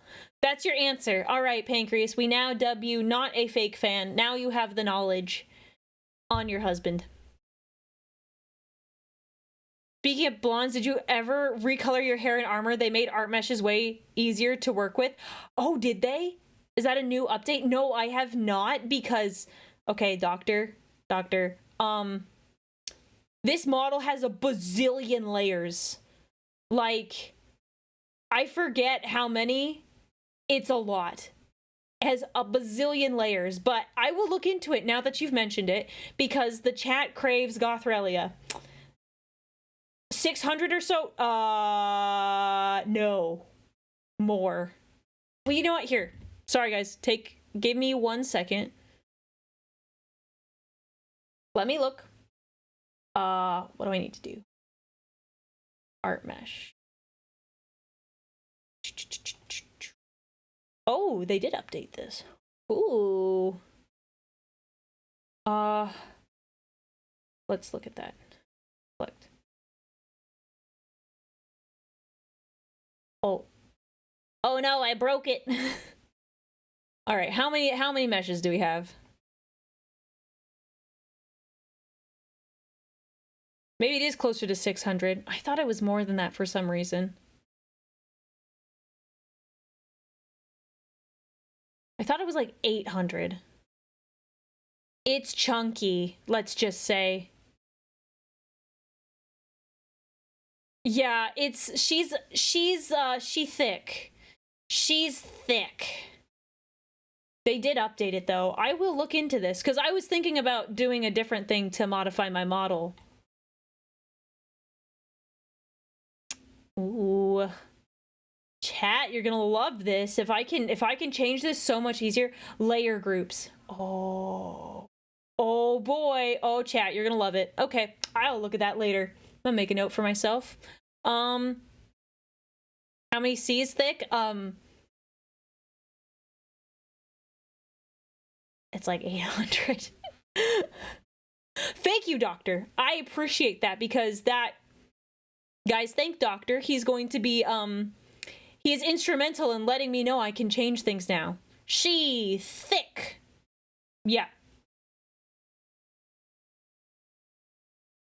No, don't worry. It's not gonna mess it up. It's stuff on my model thing. I do have the backup. It's like on my Google Drive. So I do have backup, but this is not gonna mess it up. It's different stuff. But don't worry. Yeah, thank him, guys. You're probably gonna get Aurelia back. They're gonna be so happy. Okay. Sorry, we got distracted by my dirty blonde fantasy guy. I just want the blonde look back. I didn't realize you like the blonde one so much. I'll get right on that. Hey, what? What? Techless is mine. Step off, homewrecker. But do you have pointed ears like me?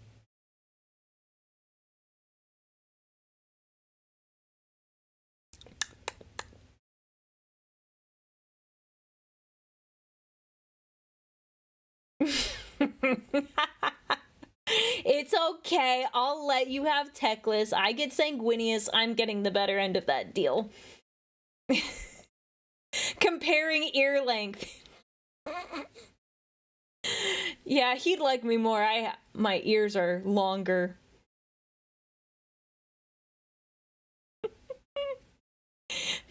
We've got some ear envy here. The orcs think it was the will of the green gods, but in reality it was just Techless desperately looking for more things to throw at Archaon. Incidentally, this is one of those fun end times moments where you think about it and wonder how the end times happened at all. Techless brought Grimgor's entire army of orcs, goblins, ogres, and more directly to Middenheim. That was not a small army. With that in mind, why did he not just teleport Archaon's forces into, I don't know, an active volcano? Or the shattered remnants of Ulthuan so they all drown? Or how about take all the magic power used to cast that spell, and instead of trying to teleport people... I'm sorry, I can't get it. I like that joke a little too much. I'm sorry. Hang on.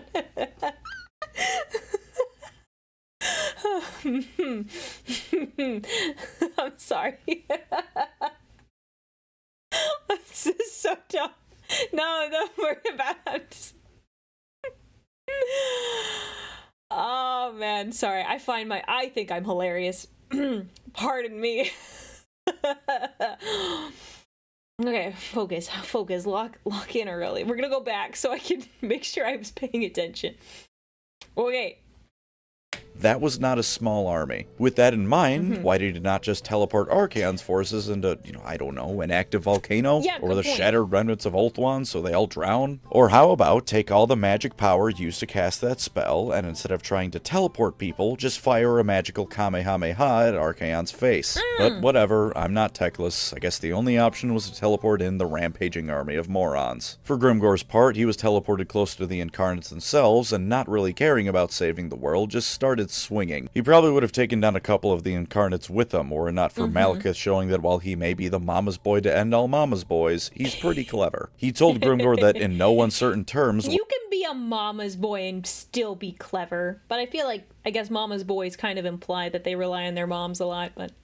was he the best, but that Archaon Git said that he was the bestest instead, and Grimgor should go and show him what's what. I'm not making that up. Paraphrased a bit, sure, but Malekith talked to Grimgor like he was an orc and pointed him towards Archaon. And honestly, this is one of the few end-time bits I wish we got to see more of. It's honestly a little shocking we don't see more of that in any Warhammer setting. It sounds like a pretty surefire way to deal with any orcs you encounter. Though, to be fair, it does rely on both the orcs. No, I am intentionally avoiding the mama's boy part. I know exactly what GW has retconned. I have heard of such things. I've heard of such heresies. Don't you worry. I know enough. Not much, but enough.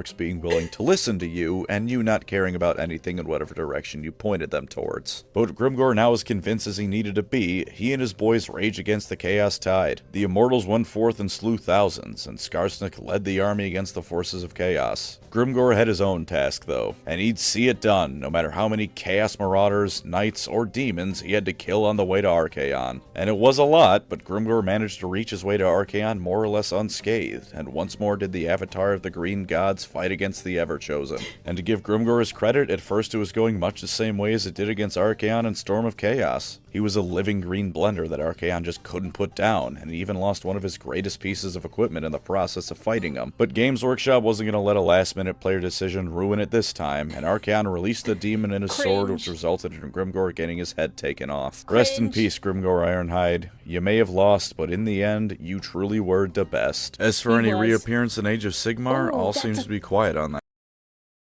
Who is this lovely boy?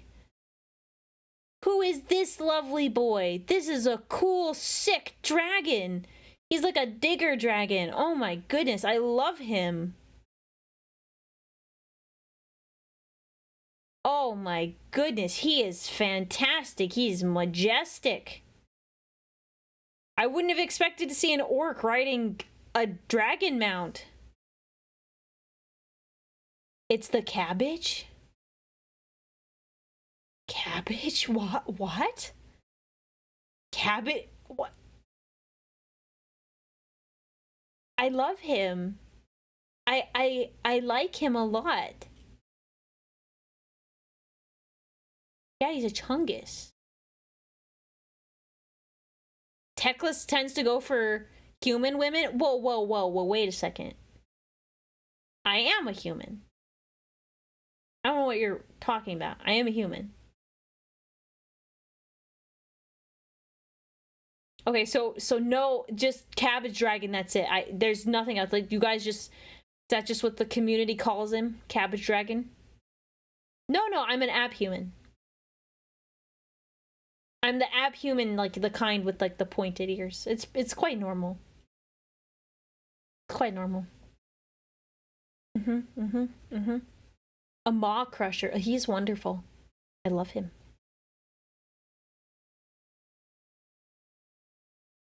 It's called an elf. No.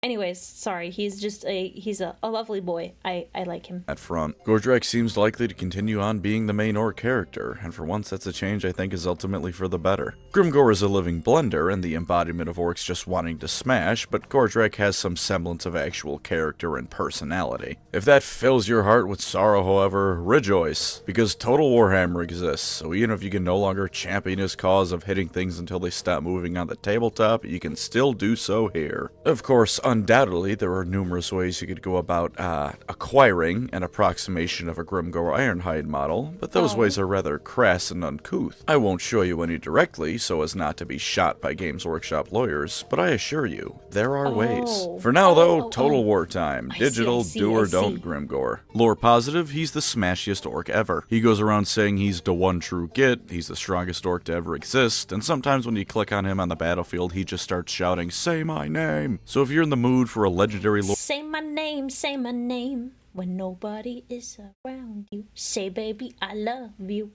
That's all about smashing people to bits, he's for you. Solving your anger issues are all well and good, but it's a lot more satisfying to just beat someone to death. You could also pick Scarbrand for this, but then I will judge you harshly. Relatedly, if you want your leader to be proper threatening, he's still the best choice for you. Any warrior who faces Grimgor promptly dies, that's the end of the matter. Rat Ogre, Dragon, champion of one race or the other, all promptly die in the face of Grimgor's fury. Undoubtedly, he has hundreds of grudges for the dwarves particularly, so if you've got a special hatred for the vertically challenged, there's no better option than Grimgor. And while this may seem a bit dismissive of the guy, I'm kinda out of lore positives for Grimgor. Now, I don't mean that in a rude way, it's just that as a lore character, he's very simple. If all you want is to have a fun time smashing stuff, you want Grimgor, but that's about all you're gonna get out of him. Even the other orc characters have more going on for them, and the goblins as ever get a bit more characterization than their taller counterparts. But Grimgor just exists to destroy whatever's unlucky enough to be in his way today, so there's not much room for the nuances of his thought process. As for his gameplay positive though, there's naturally more to say in that department. For the campaign side of things, picking him as your starting legendary lord makes it easier to recruit Black Orc big bosses, reduces the upkeep for Black Orc and big units, gives a chance for Black Orcs to spawn in any WAS you start, and gives a bonus to campaign movement range. As you can probably guess from this sort of thing, he's all about helping you get the best boys possible in your army and getting them where they need to be. His traits that buff his army specifically are similar, though not exactly extensive. He gives some buffs to Black Orc and big units, but that's about it aside from the red or blue line skills everyone has. As you can probably guess, things like buffing your troops or having any semblance of leadership aren't what you want Grimgor for. No, you want Grimgor for his performance on the battlefield. I have a very handy two-step guide for just how to use them. Step 1 is to select Grimgor and right-click an enemy unit. Preferably a lord or hero because he has an ability to debuff them, but anything will do. Step 2 is to forget about him and go manage the rest of your army. With this two-step process, Grimgor will obliterate whatever you throw at him, and you can repeat the process until the battle is over. Sounds and his right. unique items, his blood-forged armor and his axe Gitsnick, only make him better at it. Now, those of you familiar with Total War may understand that for a variety of reasons, Grimgor has gained a reputation of not being the best legendary lord, especially in multiplayer. To that I have two simple counter-arguments. One, I do not care about Total War competitive multiplayer. Never have, never will. So any arguments about his viability stemming from there can go right to hell. For 2, I'm not playing at Cockstomp Omega Legendary End Time Skullblaster difficulty mode, where your unit of max experienced Black Orcs get wiped by a unit of Skaven slaves. I'm here to have fun with AI modifiers for the campaign, making the place smart and get some economy buffs, and their battle AI is also as smart as it can be. What I'm not a fan of is giving the AI an extra 5 billion to all of their stats. So with that in mind, Grimgor is going to butcher almost anything you throw at him. He's not the best melee legendary lord in the game, but he's damn close and he's great at taking on both other lords and heroes and large enemy units. If you can somehow get him the Sword of Cain, then congratulations. You won the game. As for his downsides, lore-wise it's pretty much what you'd expect from someone like Grimgor. If you want someone with any amount of character depth or whatnot, then you aren't going to be finding that here. He's just here to make things dead. He has the same level of character depth as Kid Buu and only a slightly larger vocabulary. vocabulary. I mean, even other greenskins will have some kind of attachments, like Skarsnik and his pet squig. He loved that thing, and it was genuinely distraught when it died in the end times. And naturally, of course, he's a bad guy, like as evil as you can get without being part of chaos. Even more than the other orcs, Grimgor loves war and tearing people apart. There's nothing even like Skarsnik's aforementioned attachment to his squig. The only people remotely considered something akin to his friends are his immortal's bodyguard, and when he's gone a couple days without a fight, even they aren't totally safe from his wrath. So just accept that when loading up a Grimgor Ironhide campaign, you are going to make the world immeasurably worse. As for his downsides in the game, there's a few. It'd be nice if he buffs some of the greenskins' more monstrous units like the spider or the giant. I understand why he doesn't, and black orcs are quite the good infantry unit, but it'd be cool to see the real heavy hitters get some spotlight with them. Fair's fair though, he's the embodiment of the orcs' brutality, not the brutality of whatever weird shit they bring to a fight. Without a mount, he's also stuck foot slogging across the battlefield. It could be worse, since sooner or later you're going to be spending a decent chunk of time fighting the Chaos Dwarfs, and they're not exactly the speediest folk on the planet, but a solid ranged army could give him a lot of trouble if they can keep away from him. Kiting Grimgor to death is always going to be his biggest weakness, at least to me, so especially watch out for the Wood Elves. He's not going to break until he has like 3 hit points left, so that's not the biggest problem, but triggering army losses on the rest of his forces is a perfectly viable way to negate Grimgor, so heads up for that strategy as well. A themed Grimgor army is either going to need some mods like I'm using to give him some additional units to play with and buff, or it's going to be gimped when your Black Orc Doomstack gets shredded by Hellstorm rocket batteries. In last gameplay con, he starts in the Mountains of Morn, and I really don't like mountainous areas in Total Warhammer. You'd think narrow mountain passes would be great for choke points, but almost every army you'll fight in the mountains can just underway teleport and ruin your entire plan. Fighting dwarfs early game is also a tremendous pain in the ass, and from personal experience, that has not changed in regards to the chores. And in Total Warhammer 3, Grimgor has to deal with the ogres near his spawn, which while they can't underway right to your capital, it does mean he has to deal with their fat asses turning his turn 1 army into paste around him. Admittedly, this is more of a greenskin problem than Grimgor specifically. I remember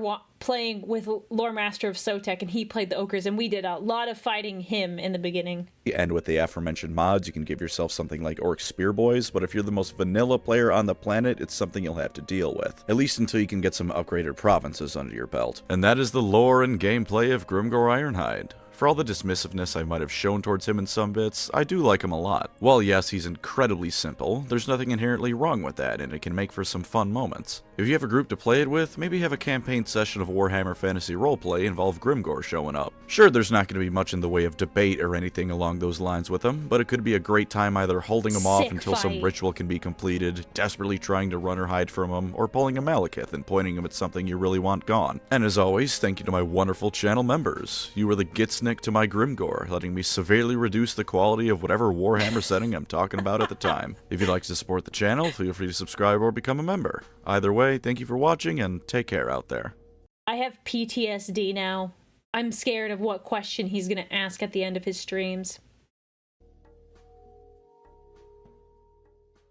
I think it would be very funny if Grimgor came back in Age of Sigmar and his only actions are to kick Archaon in the balls, point at him and laugh, then go back into the heavens to rejoin Gork and Mork or something like that. No major plot points, no actual storyline with it, he just shows back up, kicks the Grand Marshal of the Apocalypse square in the taint, and leaves. Truly showing once and for all that even though his planet exploded, he truly is the best. This video was sponsored. Beautiful. Beautiful. I agree, that would be fun. Okay, let's see. We got 10 minutes, so we can start the next one. Sorry. I am not. I need more Mountain Dew, but I'm out of Mountain Dew, unfortunately. Unfortunately. Okay. Dragons of Cathay next, or Armor? It's been 2 hours. We did talk for like an hour and 15 minutes, I think. Yeah, it's a yeah, long day guarding the Emperor. Dragons. Okay, yeah, we'll get to both of these videos. Not as many videos as I was thinking we'd get through today, but that is okay. That is okay. This video was sponsored by. Oh wait. Oh, I guess I had 2 Pancreas videos loaded up. I forgot. That's fine. I forgot I had 2 Pancreas videos. I usually try to, like, add some variety. Aurelia is nothing like the knife-eared Xenos. Yeah, I know. Thank you. Thank you. You're correct. Thank you, Gray, for the super chat. All right, we'll go, and then... Yeah, we'll go. Let me check the audio. It's probably fine. His audio is pretty consistent. This video was sponsored by Fabletics. Yep. It looks good. This video was sponsored by Fabletics. Cathay has turned into something incredibly interesting within the context of Warhammer as a whole. Obviously, there's the fact that it's just been expanded upon like it has. Yes. Old Cathay was like 5 pages of lore, which admittedly was still about 4.5 their more minis than are so Indra cool. Koresh ever got. But even beyond that, it's interesting compared to, of course, the pre-existing factions, but also Warhammer 40k. In what must have been on purpose, it's come to have something pretty equivalent to the Emperor and the Primarchs. The Dragon Emperor rules Cathay, even if the nitty-gritty of it is left to his children, and they get up to all sorts of nonsense while he's gone. That right there is how it forms a phenomenal comparison between fantasy and 40k. Yes. Stop me if this sounds familiar, but a godlike being who nonetheless heavily dislikes religion forms a united empire of mankind to hold back the forces of chaos. He has secret plans to ultimately defeat them, and spends most of his time not telling his children what the hell he's actually doing. His children spend as much time fighting with each other as they do outside forces, and frequently have to be told to calm down when daddy can't take their nonsense any longer. No, it doesn't ring a bell. No. Now, where have I seen that one before? The difference, of course, being that the Dragon Emperor doesn't seem to view his children with outright contempt. The Dragon siblings are at least given enough responsibility and trust that they haven't ripped Cathay in half yet, and perhaps most crucially, they've all got a mama kicking about who doesn't throw them into hell as infants. That last bit in particular, it's quite important in your formative years to not spend a good chunk of them in the warp. Yes. Well said, well said. My mom didn't chuck me in the warp, so I turned out okay. Has to be on purpose, but it's not a one-to-one. The Dragons of Cathay are what happens when you make Primarchs but don't drop the ball at every given conceivable opportunity. So today, let's talk about them. Even though GW pranked all of us and revealed Cathay and Kislev aren't coming soon to the old world, these children of the Dragons have managed to become far more interesting, at least to me, than any melodramatic demigod in space ever could be. But before we begin your regularly scheduled Warhammer programming, you should know that this video is sponsored by Fabletics. Fabletics makes the finest and most comfortable sportswear to ever exist. Any kind of athletic wear you can think of, they've got it. Mesh tees and shorts, they've got bangers like the Rec Mesh Hero Tee and the Essential Rec Mesh Shorts, plus a snazzy little fundamental hat to go with it. Black and white not your thing? Well, don't you worry, because you can get them in red too, with the trucker hat and everyday crew socks to boot. But perhaps you're like me and prefer longer clothing. In that case, allow me to introduce you to my personal favorite, the Breakline track jacket and pants, with a white fundamental hat to make... This is how you should have a master bedroom. Look at that. Bed, mini painting table, bookshelf with all of your other minis, and posters. This is how your room should be set up. This is goals right here. This is goals right here. The irony of sports and gym wear in a Warhammer video? No. No. There's no irony here. You can work out and still be a Warhammer fan. That's me. Oh, I still have to work out after stream. Anyways, I'm a huge advocate for working out. I have muscles. In progress muscles, but you know. Yeah. You live like this?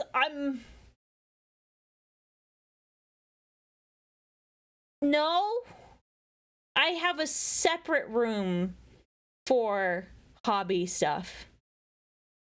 I don't sleep in the same room as my hobbies.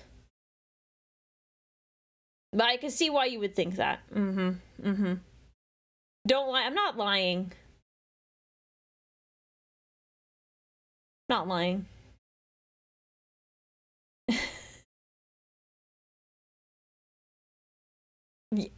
Yeah, at least I'm not spilling glue in my room. Yeah, that would have been bad. Then I wouldn't have been able to go to sleep. Yeah, we're not gonna do that. Anyways, this is the setup. I was saying because, okay, look, I'm not saying, oh gosh, no, guys. I was just saying I could tell this is a master bedroom because of the way it is set up and the size of the room. This is not your average room. Like, he has a table in here. A table with there's 4 chairs. What is that? That looks almost like... Can I zoom in? No, I can't zoom in. But look at this red thing right here. That looks like Space Marine top half. Like, that looks like it's like part of Space Marine armor. Like, this is clearly it's a master bedroom. I'm saying it's goals. I'm not saying you're lesser if you don't have a master bedroom to do this in. I'm just saying, look, there's like a dresser, there's a bookshelf, he's got a table, what is that? Queen? I'm just guessing.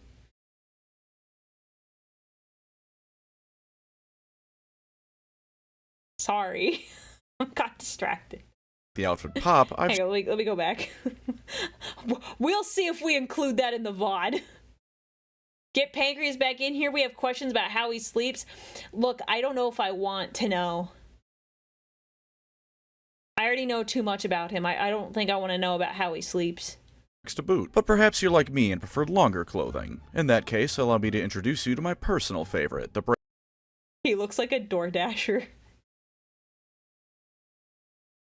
Sorry, he looks like he's got like a DoorDash uniform. I know DoorDashers don't wear uniforms, but the colors. brake line track jacket and pants. With a white fundamental hat to make the outfit pop, I've straight up started wearing this around the house. It's just so damned comfortable. Might be a bit hot right now to wear this outside, but come fall and spring, this would be the perfect outfit to get a morning jog in with. And if you think the clothes are just fashionable and comfortable, buckle up because Fullbleddix isn't done yet. With the VIP program, you get a whole load of benefits. Get 2 pairs of shorts for $19 when signing up to be a VIP, save up to 50% on all products every single time you shop. The outfit looks like DoorDash colors. I'm not saying he is a DoorDasher. Please do not put words in my mouth. I already think he dislikes me at times. Oh gosh. Shop, and each month $59.95 will give you a credit to redeem a 2-piece outfit or item up to $100. Did you think I was done? I'm absolutely not. You get monthly drops, early access to their styles, VIP-only sales on top of everything else, and free membership to their Fit app. And to put the cherry on top, as long as you do so between the 1st and 5th of the month. Oh, this is gonna be a whole separate segment. Pancreas No Work, the DoorDasher. He definitely would eat half my order and say they gave it to me like that. No, guys.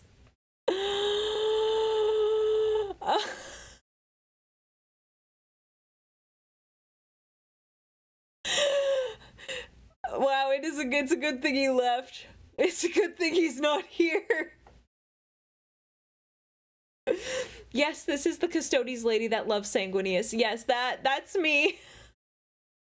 We're looking at Warhammer Fantasy stuff today, and chat, we're getting on our regular streak of roasting Pancreas. I should find his Discord. No.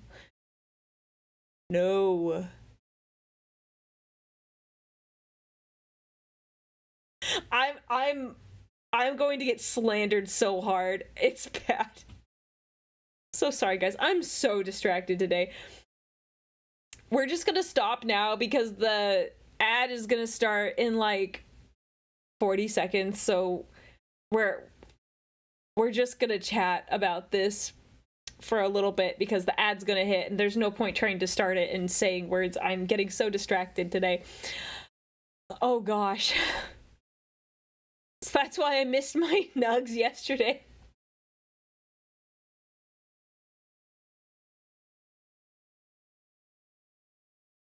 Pause for the ad so we don't miss the ad. Look, I respect people who have the sponsors. Before I would like skip people's sponsored stuff, but it's like, you know what? Like, we're watching their videos. The least I can do is watch their ad. And look, didn't you just get fun content from that? Didn't you just get fun content in a way? Although I will say this is... I think I've roasted him harder in other videos, unintentionally. It was like a team effort with chat. It was a team effort with chat that one time. And Sinkiro, thank you so much for subscribing for the 2 months of support. Yeah, it's...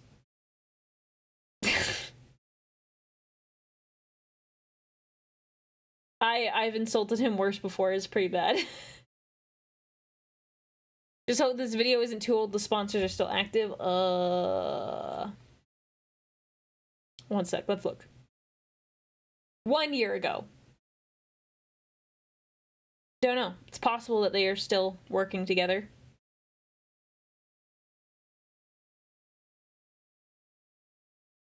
Yeah, we kind of act like gremlins sometimes, but it's funny. It only happens when it's, like, involving Pancreas. I think everyone, like... Alright, let's discuss this. I feel like a Pancreas video comes up, and sometimes I accidentally say something that's, like, insulting, but I feel like as a whole, everyone's like, Pancreas video? Alright, let's dunk on him. Like, is that just me? I feel like that happens when we watch his videos. I'm curious what your guys' thoughts are, because I don't mean anything by it. Like, I just say stuff. The irony of getting a DoorDash ad. They're in your walls. I know, because usually, like, I'll say something offhand, but, like, I'm not thinking about it. Like, I just was like, oh, his outfit looks like he's a, like, it looks like DoorDash because of the logo. Let me look at the DoorDash. Yeah, it's similar to the DoorDash logo. It's like, flip it the other way, and it looks similar to DoorDash. That's why I thought of it.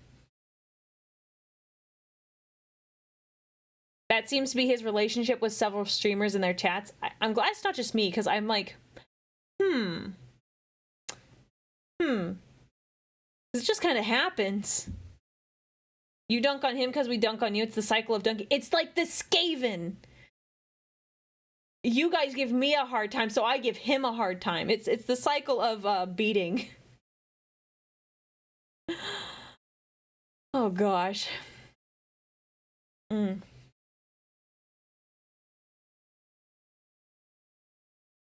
Dude, ugh, I gotta work out after this. Ugh. I don't know how I'm gonna make it. It's leg day today too, guys. Don't skip leg day. I feel like I might, but I shouldn't. I'll say I had leg day the other day, guys, and I thought, man, I am so tired. It was like 11 o'clock at night, at least. It might have been later. And I was like, man, I've not done my workout. I've been so busy. I'm tired. And then I thought about it, and I was like, Aurelia, you got to do leg day. You got to commit.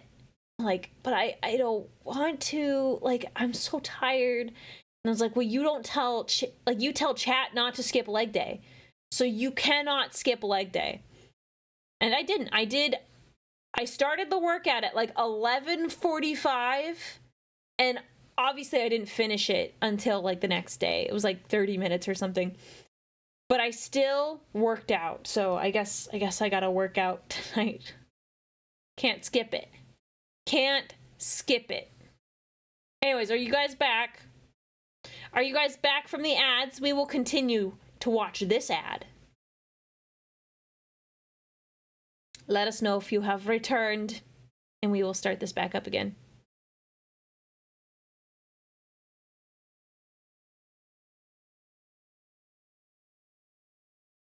I never got an ad. That's because someone gave you a gift sub.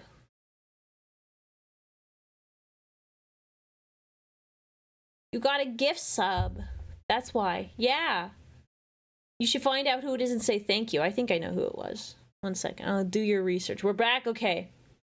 Let's see. I think you got gifted one directly. 1 second. No, I actually don't know. No, you got gifted one. Congratulations. I don't know what gift subs do. They make it so you don't get ads. You're basically subscribed so you don't get ads. And you get emotes. Yeah, I thought it was from Dino, but I was looking really fast. All right, back to the ad. You can skip as often as you'd like on your VIP membership. No questions asked, no charges, just like that. Staying active, even just a bit, is important, and there's no better option Stop, than Pancreas, I Fabletics don't to wanna wear see while you're this. getting in that daily exercise. Go to fabletics.com/pancreas and sign yourself up for the VIP program to get yourself not only those 2 pairs of shorts for $19, but all those fantastic deals on the best athletic wear to ever exist. Okay. Now then, let's see what happens when you get an Emperor who's remotely competent in what he does. The Dragon Children, much like the Primarchs, are the more or less demigod children of the Dragon Emperor of Cathay, the divine but not quite ruler of the entire nation. Much like their brethren 40,000 years in the future, they all have their individual talents and were created from the genetic material of the male divine leader of a nation. Unlike the Primarchs, they were not created in test tubes, using scientific and magical methods to create the ultimate generals for Big D's war effort. You see, when a daddy dragon and a mommy shapeshifter who may or may not be a dragon herself love each other very much, they go at it like rabbits until they have 9 children. The dragon siblings were just born naturally, no combining perpetual DNA and stealing warp energy, or whatever the hell theory is actually true, like with the Primarchs. Incidentally, if you caught what I said, you might have noticed they may not be pure-blooded dragons. Yeah. Dragon Emperor is a dragon, a spectacular one to be sure, but the Moon Empress might be the last of a race of shapeshifters. Both of them being incredibly Pretty powerful sick. magic beings, however, meant that the end result was much the same as the Primarchs. Each of the dragon siblings is incredibly powerful, capable of things no mortal man could hope to match. While the Dragon Emperor can shapeshift himself, it's possible the Moon Empress being a shapeshifter is the main way it's passed down to their kids. If it's not something they just inherited as a result of their parentage, it might have been her teaching them all how to do it. To my knowledge, an exact birth date for any of the dragon siblings has never been revealed, but biologically, every interesting. single one of them is immortal. While Daddy Dragon and Mommy Moon predate the Great Catastrophe, no mention of their children was made during this time, so we can assume they came about after chaos started causing trouble for everyone. Meow You know, they need to let off some steam. Ying is the oldest of the dragon siblings left, but we'll talk about each one of them more in depth soon. The dragons of the East are rather aloof even for mighty dragons, especially in how they view their western cousins. They consider the ones in the rest of the world to be lesser for how they let mortals ride them into battle, viewing it as an insult to their status as powerful dragons. Indeed, they also have a low opinion of the elves because of this, viewing a mortal who mounts a dragon to be something obscene. Yeah, Imric undoubtedly shed many tears when he heard of this, for it means Miao Ying is forever out of his reach. They're also not a fan of the Lizardmen, or at least the Dragon Emperor probably isn't, given how the old ones radically altered the world's climate from what it was when the dragons ruled over it. The Lizardmen also killed a whole lot of dragons with T-Rexes, which has to be something of a diplomatic Well, it's good to see you, Matthew. I'm happy that you stopped by, and maybe for a future stream you can catch me later. But thank you for coming. over it. Given how the old ones radically altered the world's climate from what it was when the dragons ruled over it. The Lizardmen also killed a whole lot of dragons with T-Rexes, which has to be something of a diplomatic incident at the very least. Yes. Of course, they do still trade with the elves because personal grievances are all well and good, but money is money no matter who's giving it. And depending on how you mean the word, the dragon siblings are just as guilty of being mounted by mortals as their western cousins are. Those dragon-blooded generals you can recruit in a Cathay run are the direct descendants of the dragon children and a mortal they took a liking to. They're far enough removed they can't turn into a dragon, but they're certainly more than just normal people. To further the 40k comparison even further, the Dragon Emperor and Moon Empress rarely if ever interact with their realms directly for long. They lay the foundations of what would become Cathay, and the Emperor apparently built the Great Bastion, but for the most part they're very hands-off. He even has a secret plan to defeat Chaos that we know very little about, although it will come up again shortly. Yeah, it failed, but so did the Emperor, so you can hardly begrudge him the point. For his part, he's at least let one of his children know the basics of it, Yuan Bo, because that's part of his campaign objectives in Total Warhammer 3. Both husband and wife rule Cathay with equal power, so at the very least we know Big D treats the immortal powerful women in his life better than Big E did. Then again, Erda did throw the Primarchs into hell, so perhaps that's not much of a criticism to be making against the guy. I'd probably be pretty upset at that one too. The two of them and their children also aren't a fan of being worshipped as gods, or gods in general for that matter. There's a pretty good argument to be made that they predate all of them, certainly newer gods like Sigmar at least. They view divine entities as meddlers and interlopers in their affairs, and given how they can remember a time before Chaos invaded, it makes sense they don't have a shining view on the divine interfering with the mortal world. For their own part, the people of Cathay don't technically worship them, but let's be honest, it's absolutely worship in all but name. Sure, they don't view him as a god, but it's like like if Big E got what he wanted and people didn't view him as a god outright. They still worship the Dragon Emperor and the family and view them as something far above what any mortal person could hope to achieve or become. Yeah, duh, that and makes if you sense. come in and start saying bad things about the Dragon family, you're going to get beaten in the streets for heresy against their not religion. Now, the Dragon Emperor and Moon Empress still sounds remain about rather right. mysterious, given that they've jointly taken the role of fantasy Emperor of mankind. And for just the briefest of moments, I'll stop making fun of the Emperor in space, because the Emperor in China has also got a couple of missing children to account for. Now's as good a time as any to talk about his kids, so we'll start with the ones that are just flat out not present in Cathay. I promised to try to say all their names correctly. Two of them just don't have names and are completely unknown. We know absolutely nothing about any of them in terms of what they did, what they look like, literally nothing. With that being said, there is a possibility that one of them was killed by Archaon. In his quest to become the Ever-Chosen, he battled a dragon named Yen Yalong.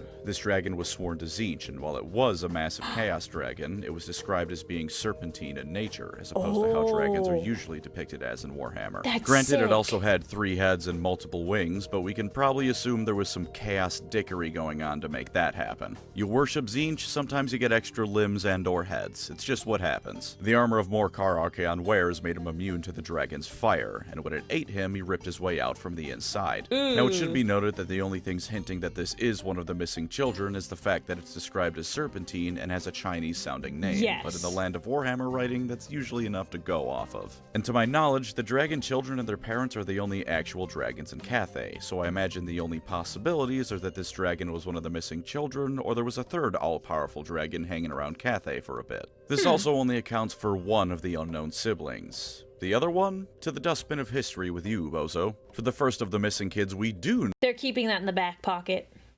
know about, Shenzhou. She's described as the bringer of light and hope, and was beloved by her siblings. In fact, if there was a purpose for her existence, it was to be Fantasy Vulcan, the one everyone loves and the one who just makes everyone sit down and get along with dead, themselves isn't and the she? common man. Her main goal indeed was bringing harmony between the dragon siblings and their Cathayan subjects. This went to the point that Miao Ying said if they can find her again, not only will their family know peace, but the entire damned planet would. So either she's all-powerful and just happens to be a nice person, or she's so nice it has an area of effect where if you're close to her, you become a better person by proximity. Wow. Of course, all of this is rather problematic make because you the way better. she went missing was to just wander up into Norska one day. Didn't seem to be on a mission or anything, she just walked up north and vanished. Which is a problem, because Norska is many things, but a vacation destination is not one of them. For Correct. Cathay's part, she must have been missing for some time, because there was a period in its history known as the Time of Darkness and Disharmony, where the dragon siblings just went at each other like cornate berserkers. In short, it was Fantasy China's version of the Warring States period. It only ended when Big D came back and told them all to cut the shit, and during that time, not Sun Wukong ended up taking control of Cathay. So finding Shenzhou would be really helpful for the Cathayans. Unfortunately, there's pretty substantial odds that she's dead, because her plotline is that of Cathay's plotline in the Total Warhammer 3 game mode that isn't an Immortal Empire, so you're never going to play it again. Ursun apparently witnessed her fate, but even if you do win as Cathay, there's a noticeable lack of Shenzhou in your empire. So she's either dead, or Ursun was only able to tell you where she went for a future adventure and or DLC. Actually, she's missing, and Yin Yalong had 3 heads. Oh god, what if the 2 missing ones in her got dragon centipeded into some Tzeentchian monster? If that's the case, then her ultimate fate is getting murdered by Archaon, much like the setting. The other named missing sibling is Shiyama. Unlike Shenzhou, she's confirmed dead. She was the firstborn child of the Emperor and Empress, and was slain before any of the others were born. Nowadays, she spends her time sleeping beneath the very bluntly named Dragon River, apparently guiding the souls of the dead to the underworld with the help of her monks. Given how Cathay has vampire problems of its own due to Neferata shenanigans, she might also have a hand in dealing with them, but that's speculation on my part. Either way, I'm sure Moore appreciates the help in guiding and guarding the dead. Of course, there's a very real chance that in the end times, she was devoured by Nagash alongside Moore once he became Death incarnate, so perhaps she should have chosen a different profession. For the dragons that are still around and kicking, we'll go in order of Total War relevancy. Miao Ying is therefore first. With Shiyama busy being dead, she's the oldest child remaining, and is apparently Daddy's favorite. If you'll excuse my Sigmund Freuding for a bit, I can't help but wonder if that's because Big D wanted a replacement for Shiyama and Miao Ying was born a girl. Going forward though, I'm gonna stop making rather rude assumptions about their family dynamic. And she is an incredible incredibly powerful warrior, so it's not like she hasn't earned it to some extent. The strongest of the dragon siblings, in fact. In theory, at least. She can rip you in half without needing to bother turning into a dragon. If she does go through the effort of turning into a proper dragon, then it's probably best to make peace with whatever your chosen god is, because you do not have long left on the world. No. She's also a lore of life wizard, so she can keep her army alive longer to assist her in ripping you a new one. Her personality and role is an interesting mix of being above all the drama of her station, while also perhaps being the most insufferable person you could imagine talking to. On the one hand, she's the one in charge of the Great Bastion's defense in the northern provinces in general. She's constantly facing down chaos invasions trying to break in, and commands millions while she does so. Immortal dragon or not, I imagine that would take a toll on anyone. She goes through never-ending war against eldritch abominations, while countless millions of her subjects die despite her best efforts, with the knowledge that if she falters once, Cathay is going to be going through some real hard times. Not the sort of thing I would imagine making someone a joyful person. It's to the point that I'm pretty sure she's the single dragon sibling that's never had any mortal children. It makes me think of Gilliman. Just managing everything, and everything weighs on you all the time. Tolerates no dissent and disharmony from the mortals under her, and while this might make her come across as the fun police, you can't have that kind of thing going on when chaos is at the gates. Cold and aloof is a very common way to describe Miao Ying, and she's overall probably the last dragon sibling you'd want to be stuck in a long elevator ride with. Again, this is hardly a criticism so far. You spend every waking moment fighting the forces of chaos and have anything but a 1,000-yard stare, and then you can judge her for it. She's also her father's favorite as mentioned before, and is sent on more important missions because of both that and her power. This has resulted in the rest of the dragon siblings being rather jealous of the clear favorite child, which for Miao Ying's part has done very little to calm her tempers or ego. Every now and then you click on her in Total War and she mentions how she's the favorite and the firstborn, all the while with a tone in her voice making it very clear she's aware of how much of a braggart she's being. To be as generous as possible to her, she's the ultimate girl boss who knows her worth. Being less generous, we get it, Miao Ying, you're the favorite child. Can you please be just a little bit less of an asshole about it? She really does seem to be cold and aloof until one of her siblings tells her to get bent, because she was just as much a contender in the time of darkness and disharmony as everyone else was. But again, she's the one in charge of keeping chaos out of Cathay. If the worst thing that comes from that is being a bit arrogant, then go on ahead, Miao Ying. I wouldn't want to be stuck in a car ride with you, but we can all appreciate the work you put in. If I had to speculate her end times fate, it would be either getting killed by some chaos dwarf demon engine or other, or getting Grimgored.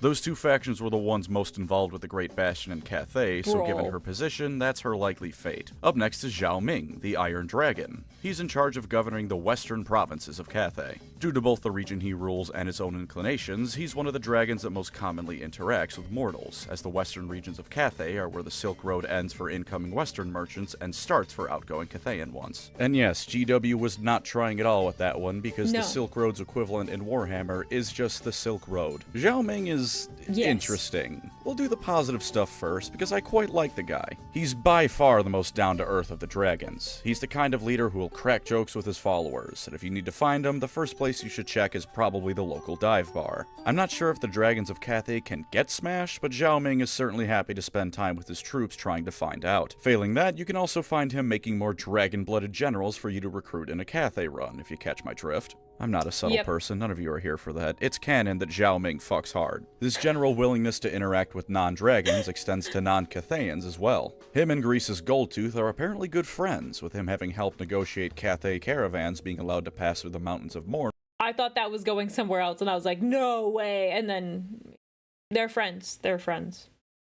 Apparently good friends, with him having helped negotiate Cathay caravans being allowed to pass through the Mountains of Morn without being eaten. Funnily enough, they have both bonded over having troubles with their respective fathers. Although in Zhao's case, he admits that he probably couldn't solve his troubles like Greasus did and just eat his dad, if only because no one has a stomach that big. There's also, of course, his barely if at all canon bromance with Balthasar Gelt, existing entirely because in the Immortal Empires trailer, him and Gelt were seen together blowing a Skaven army to bits. As far as I'm concerned, it is canon. Gelt likes artillery, Zhao likes artillery, Gelt's a lore of metal wizard, Zhao's a lore of metal wizard, Zhao is a dragon ruler of a powerful empire, Gelt is supreme, they're absolutely bros. And this attitude of being a real pal has kept morale up in ways the other dragons just don't get. Sure, seeing a 7-foot-tall magical lady give a speech about Cathayan endurance against chaos and then turn into a dragon will make anyone fight harder. But Zhao's drinking and laughing about the one time he and the crew played pin the tail on the Skaven. It's just a whole lot more personal with him. The rest of the dragons may care for Cathay, but Zhao cares for you. The problems with his siblings come in a whole slew of different ways. For one, they just think he's weird for doing that, either eccentric at best or wasting his time and sullying the good name of the dragon family at worst. Spending all his time dicking around with mortals, quite literally oftentimes, comes across to the others as in poor taste at the very least. Well said. It's a real lowbrow activity. There's also the fact that part of the region he rules over is known as the Warpstone Desert, and I'm sure you can immediately figure out how that might worry his siblings as well as explain why he's a bit eccentric. Warpstone does not a healthy mind make, and No. Zhao Ming unfortunately has a side gig of dabbling in alchemy. Naturally, for a man who lives in a desert of the stuff, warpstone is one of the chief ingredients he uses, and it might have started corrupting his mind. He tells us he hears voices in Total War sometimes, and I have a feeling it isn't just his inner conscience. During an interview with CA, someone asked if the gem on his headdress was warpstone or just jade, and the question was pointedly not answered clearly. Aside from that, he lets cabals of alchemists operate within his territory with more or less free reign. This in particular extremely worries his siblings, Yuan Bo in particular, because this is not sanctioned by the Dragon Emperor. He views it as dangerous to the safety of Cathay, but for Zhao's part, he just doesn't care. If his brother or father issue an edict, then he'll follow it if he feels like it, but otherwise he's just gonna blow it off. In spite of all this, he's the Moon Empress's favorite child, making him the mama's boy to Miao Ying's status as daddy's little princess. She'll usually shield him from the ire and wrath of the rest of the family when any get-together turns a bit too hostile, and even gifted him his magical headdress that lets him do magic better. She's probably not the one that put a chunk of warpstone in it, though. That was all him. For all it's worth, though, he's probably fine as far as that term goes in Warhammer. Volkmar the Grim has a warpstone eagle bolted to his chest, and he's completely fine. I'm sure Zhao's insanity will stop at the voices. That's not even a hindrance, really. Luthor Harkon hears voices all the time, and he's the greatest admiral to ever exist.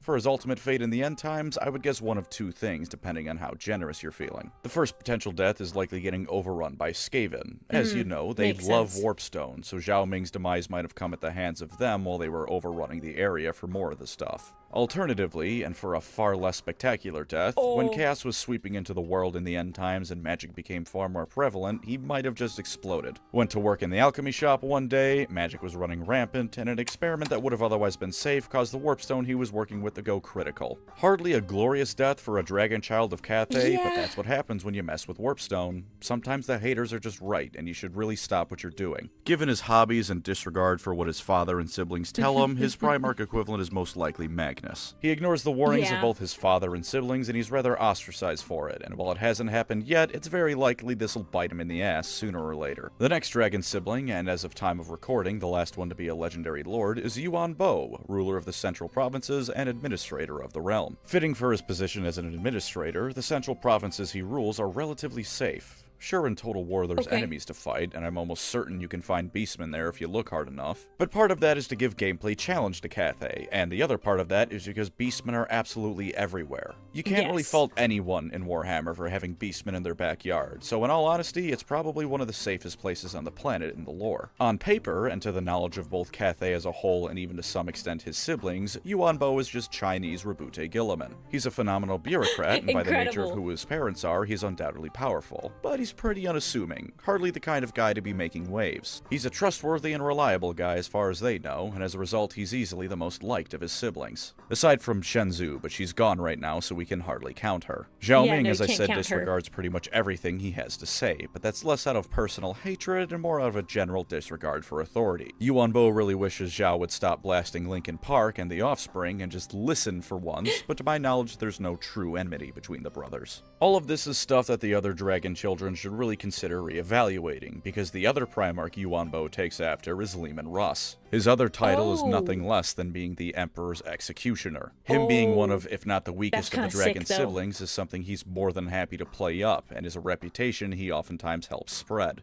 As it turns out, most people are going to underestimate the combat skills of the guy known for paperwork. Helping him out further in this area is that he's also big D spy. And that's super well said, because Lehman Russ totally also kind of plays into being the executioner, but he has a lot more depth to him and more intelligence than he lets on. master, and was gifted the service of the Onyx Crowmen by the Moon Empress to act as his own personal spies, in addition to whatever humans are under his command in this area. In fact, beyond any of the Primarchs, you know who Yuan Bo reminds me the most of? Comstar from Battletech, if it was a single person. Sure, he's not hoarding technology or anything like that, but he's a nearly all-knowing spy master who has complete control over the administration of the Empire. Because he's a bureaucrat and a spy, he's not only handling your taxes, but going through them to make sure everything is going where it should. There's not a single thing that happens in Cathay that goes on without his knowledge, and he certainly uses his position to move his siblings around like pieces on a chessboard. From the grandest armies being assembled to a discreet meeting between lords to the contents of your mailbox in particular, he knows it all. And if he doesn't know something, it probably isn't worth worrying about. He just doesn't use this information to start full-on wars between his siblings like Comstar and the Great Houses, or own a secret army of advanced battle mechs as much as he'd probably like to if he knew what they were. I guess if he ever gets lore about him goading a bunch of Coronate warriors into a losing fight on a patch of farmland, we can really complete the comparison, but for now, Cathay and Tukayed isn't a thing. He's also proof that entrusting your children with the slightest amount of responsibility and knowledge as to your ultimate plans is something you should really be doing, because Yuan Bo, out of all the dragons, seems to be the most involved in his father's schemes. His whole purpose for starting Total War in Lustria is to hijack the Lizardman's geomantic web to fuel his father's goals, and there's been no hints that Yuan Bo is going to turn to chaos or in any way betray his father. Telling people what you're doing makes them trust you more? Why, that's absurd. Wow. He should have kept Yuan Bo in the dark and only ever tell him to trust me, bro. Surely that would have worked wonders. Yuan Bo, for his own personality, is a rather stoic fella, with some hints at him being the propaganda master of Cathay. He has a short story written by David Geimer called Master of the Meteor Wind, where he deals with the changeling who is pretending to be Miao Ying, and before he sniffs her out, there's a passage where it's shown that he's immune to the taunts of all his siblings. Miao Ying may pretend she's above all the family politics and squabbling, but Yuan Bo is actually above it all. The only person who can actually piss him off is the Monkey King, which is very funny because I imagine either the Monkey King is a smarmy little prick or he just flings literal shit at Yuan Bo like an actual monkey. I also can't help but imagine Yuan Bo is Frieza now, ranting on and on about monkeys whenever he has the slightest reason to. While not as dismissive of mortals as the likes of Miao Ying, he also isn't nearly as fond of them as Zhao Ming is. He sees them as beings that seek to be controlled, for why else would they conjure up and worship things like the Chaos Gods if they truly wanted free will? Admittedly, the Chaos Gods certainly haven't been brought into being by mortals, at least in fantasy, but knowing the complete and total truth of chaos is hardly something you could ask of the guy. If he existed in 40k, he'd be beyond spot on, and either way, he's got a point when it comes to willingly worshipping the bastards. He also does have at least a little bit of sass and ego in him. Towards the end of the short story from earlier, Miao Ying returns and is all blustery about him entering her lands without permission. He responds with how he's sure she can forgive him in the same way their dad will surely forgive her for nearly letting her lands go to complete shit in her absence. When she just stays silent to that, he grins and goes, "After all, you are the favorite child." You know, I actually like Miao Ying as both a character and a legendary lord, but it is incredibly satisfying when that type of character is so firmly put in place like that. That bit is also the reason I said Miao Ying is, in theory, the strongest dragon child. It may just be because of Yuan Bo's position that she doesn't argue with him further, but you don't get to be the personal executioner of an emperor in Warhammer without packing a serious punch. In the end times, Yuan Bo could have been done in by any number of things, really. Maybe he was overrun by Skaven, or Chaos Dwarfs, or Orcs, or given his total Warhammer positioning, maybe he was in Lustria doing that geomantic web stuff when the Skaven blew up the moon and he died with the continent. Might not be a heroic 1v1 or a last stand against the odds, but getting taken out by the moon itself certainly speaks to someone's toughness, if nothing else. The second to last of the active dragon siblings is Li Dao, the fire dragon and commander of the southern provinces. There isn't much written about him, but we know he has quite the temper as is suitable for someone called the Fire Dragon. He constantly has to deal with incursions from both Koresh and the Monkey King, although occasionally he allies with the Monkey King, which Sun Wukong Goku finds amusing. He's jealous of Miao Ying because he considers defending the southern borders to be an equally important task with none of the glory, which is either understandable or he needs to shut up and stop complaining that he doesn't have to fight Chaos Warriors. With his constant rantings about the Monkey King, maybe he's the one who's more like Frieza. At the moment, that's kind of the end of things, but here's hoping him and the Monkey King get a DLC to share in the near future. In the end times, he probably died to who cares? His lore is mostly related to Koreshan Ind. Koreshan Ind's lore is like 50% bothering this guy. They all probably got devoured by the Skaven. And the last dragon sibling is Yin Yin, ruler of the eastern provinces and the Grand Admiral of Cathay's navy. Not only does she not have much lore, but what lore she does have makes her look real stupid. While the rest of the dragon siblings are largely focused inwards, Yin Yin wants to get out there and make everyone know the true might of Cathay. To do this, she would sometimes take Cathay's massive navy and go invade other places, like Lustria. During that invasion, a couple of Slan mage priests looked at the massive armada of Chinese ships that stretched across the horizon, thought that was rather off-putting, and drowned the entire fleet with a massive tidal wave. Only Yin Yin and one other dude managed to survive, and that other guy managed to relay the events that occurred to the Dragon Emperor himself. Older lore had it where the Dragon Emperor led the invasion, but newer lore made it so that it was just a mistranslation of the titles that made people think it was him. In short, she's incredibly impulsive and so arrogant she wonders if high elf dragon ships are named after her, which pisses her siblings off and shows that she clearly has no self-reflection ability. And every now and again, she gets massive numbers of Cathayans killed in pointless excursions, which pisses her parents off. She's not well liked. In the end times, I like to imagine she was sailing to Ulthuan while the Elf Civil War was wrapping up. She figured she'd show everyone that she truly is the greatest, and that she should be taken more seriously. Then Ulthuan sinks and the tidal waves from that drowned her and her fleet. An appropriately anticlimactic end. Oh god, I think the Primarch equivalent she has is Perturabo. Unlike pretty much everyone else, I don't really hope she gets a DLC Legendary Lord spot. There's no proper naval battles in Total Warhammer 3, and I would much rather Li Dao get a spot instead. And even that's not because I find him super interesting either. I just hope the Monkey King comes along with him. If you've been paying attention, you'll have noticed throughout this video that out of all the dragon siblings, exactly one of them fell to chaos. And that's a maybe fell to chaos, because it's never been confirmed if the dragon Archaon killed was one of the siblings. This is because the Dragon Emperor and Moon Empress realized that, shocker, if you show your children the slightest amount of love, they won't turn to hell instead to get it. Beyond that, including them in both the direct rulership of Cathay and to some extent their secret plans, shows that they actually respect their dragon children and plan to keep them around even if war one day came to an end. For all the Dragon Emperor and Moon Empress have all their secret plans and have a habit of just screwing off to do whatever, they actually show their family love and respect. Yuan Bo and Miao Ying go on missions for their father whenever he needs them. Zhao Ming and his mother are very close, and he even says his father does still love him despite their strained relationship. The only dragon who seems to be completely alienated is Yin Yin, and perhaps if she stopped drowning Cathayans whenever she gets bored, she wouldn't be the black sheep of the family. And given how little lore she has and that she hasn't rebelled yet either, she probably still has shown some level of respect and reverence. What I'm trying to say here is that the Emperor of Mankind is officially out of excuses for treating his sons like garbage and half of them turning against him. You might say the God Emperor didn't have time because he had to conquer the whole galaxy, and to that I'd say the Dragon Emperor didn't have entire sectors worth of planets to help him govern Cathay. When the Emperor dipped out to work on the webway, he could have at least checked in every now and again to say hi and spend some lunchtime with the Primarchs. But he didn't, and among other reasons, this and the complete lack of trust and respect he showed in them caused them to turn against him. Even most of the ones that stayed loyal aren't exactly big fans of the guy. Big D, meanwhile, seems to be loved by all his children, even as some like Zhao Ming tend to ignore his request when it suits him. Both have their empires, both have their projects and plans for the respective worlds, and to be fair, both of them did ultimately fail. But one of them still had his family, and it sure as hell isn't the asshole bound to the Golden Throne for the rest of time. And that's the dragon family of Cathay, chiefly the siblings. They can be childish, they throw their weight around to get what they want, and they're incredibly prone to infighting. But they haven't rent Cathay in half with a civil war to kill their dad, so at the end of the day, they're better off than the other batch of superpowered toddlers Warhammer is known for. Thank you as always to my wonderful channel members. You are the Yuan Bo to my dragon family, keeping this mess in line while I pursue my own secret project. If you'd like to support the channel, feel free to subscribe or become a member. Either way, thank you for watching, and take care out there.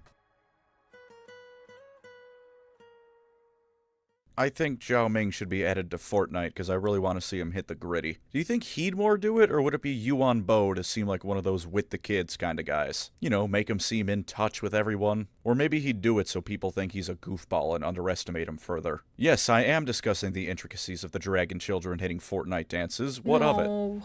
This is Toby. Just no. I don't want to think about Warhammer characters doing cringe Fortnite dances. That's so bad. Hello, Ether. I found you on my YouTube recommend. Want to check you out. Hello. yeah, we're watching some Warhammer Fantasy stuff. I think we'll do one more video. I have to run to the bathroom really fast though, so bad time to check me out. Yes, custodian VTuber. But you can look at my armor while I step out because I need to get more water and I have to go to the bathroom. I just like chugged my water. I'm so thirsty. Fulgrim would hit the worm. Ha ha. Ha ha. Okay, I will be right back. We'll do this so you can see the armor better. I will be right back. I'm so sorry. Normally I don't step out during these streams, but now I'm like, ugh. The next video we are going to watch is about Historian and Armor Expert reacts to Total War Warhammer 3. I thought it was interesting. I was looking around for videos and I was like, oh, this is fun. This is fun. So I will be right back. Please be patient.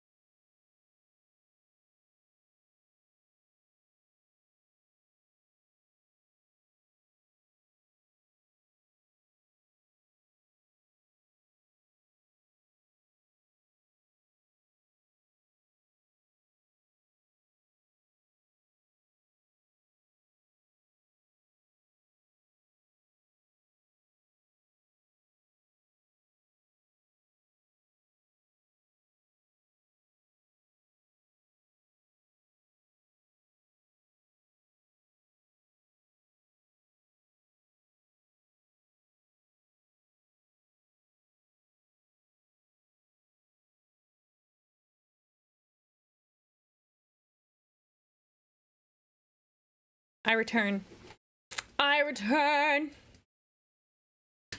Is the breathing new? The breathing when I have like the model on idle is part of it. My old model didn't have that. So yes, I guess you could say it is new. So yeah. Thank you. I grabbed a little snack, some cherry tomatoes to munch on. Because I got a lot of things to do after this. I got to work out, I gotta eat. I got a lot of stuff to do. Anyways, let me check the audio for this one. Thank you guys for waiting.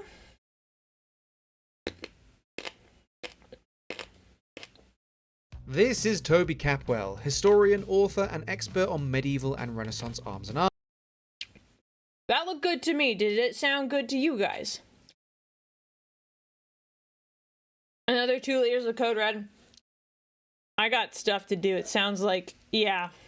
I think I will need more caffeine. I won't lie.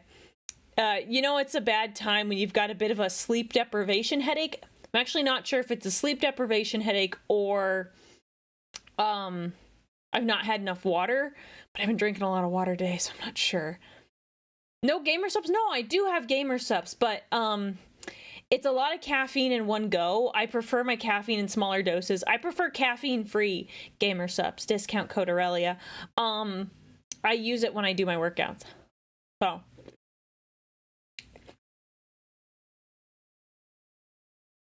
Oh, this channel has Space Marine 2 firearms. Meomer, thank you for the super chat. I'm gonna have to look at that. Because I've seen this channel, but I don't think I've watched any videos from them. And welcome in, Raiders. We are watching a video about historian armor expert talking about Total War Warhammer armors. So, it'll be good. Should be good. Wait. All right. We're gonna begin. Thank you so much for the raid. Please relax. We're doing at least one last video before we head off, because I got stuff to do. But this was interesting and I really want to watch this. This is Toby Capwell, historian, author, and expert on medieval and Renaissance arms and armor. After our last Warhammer video with Toby, many of you wanted him to check out more of Total War Warhammer 3's factions. So today, he'll be sharing his thoughts on just a few. Maybe I should ask him to rate my armor. We tried to make it realistic here, I'll show you guys here. We tried to make it realistic, like as realistic as possible, so that it wasn't just ridiculously I'm gonna say unrealistic because I'm tired. We tried to make it reasonable. Thank you, astronomist. Thank you so much. Oh, astronomist. I got so thrown off by that. Thank you for subscribing. View of the game's armies. It's like a monocycle with a lot of knives on it. Oh, like a hamster wheel, basically. Yeah. Yeah, it's strangely appropriate. If you want to see Toby's thoughts on the rest of the game's factions, the wider Warhammer universes, or any other content like this, be sure to like the video, leave your thoughts in the comments, and of course, subscribe.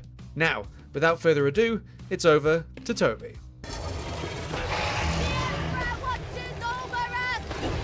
You can immediately see with the wings design on of this first faction, very obviously Chinese, but Chinese where not just... Dude, I didn't realize they had statues with the wings. That's amazing. No, I haven't seen any other videos from this guy. I've just, like, seen them in passing, but I've not watched them directly. The reality of Chinese arms and armor and architecture and art and design is all there, but also, you know, the belief system, the mythology, decorative iconography is all kind of actualized. And that, I mean, that immediately just screams of designers who really understand what good fantasy is.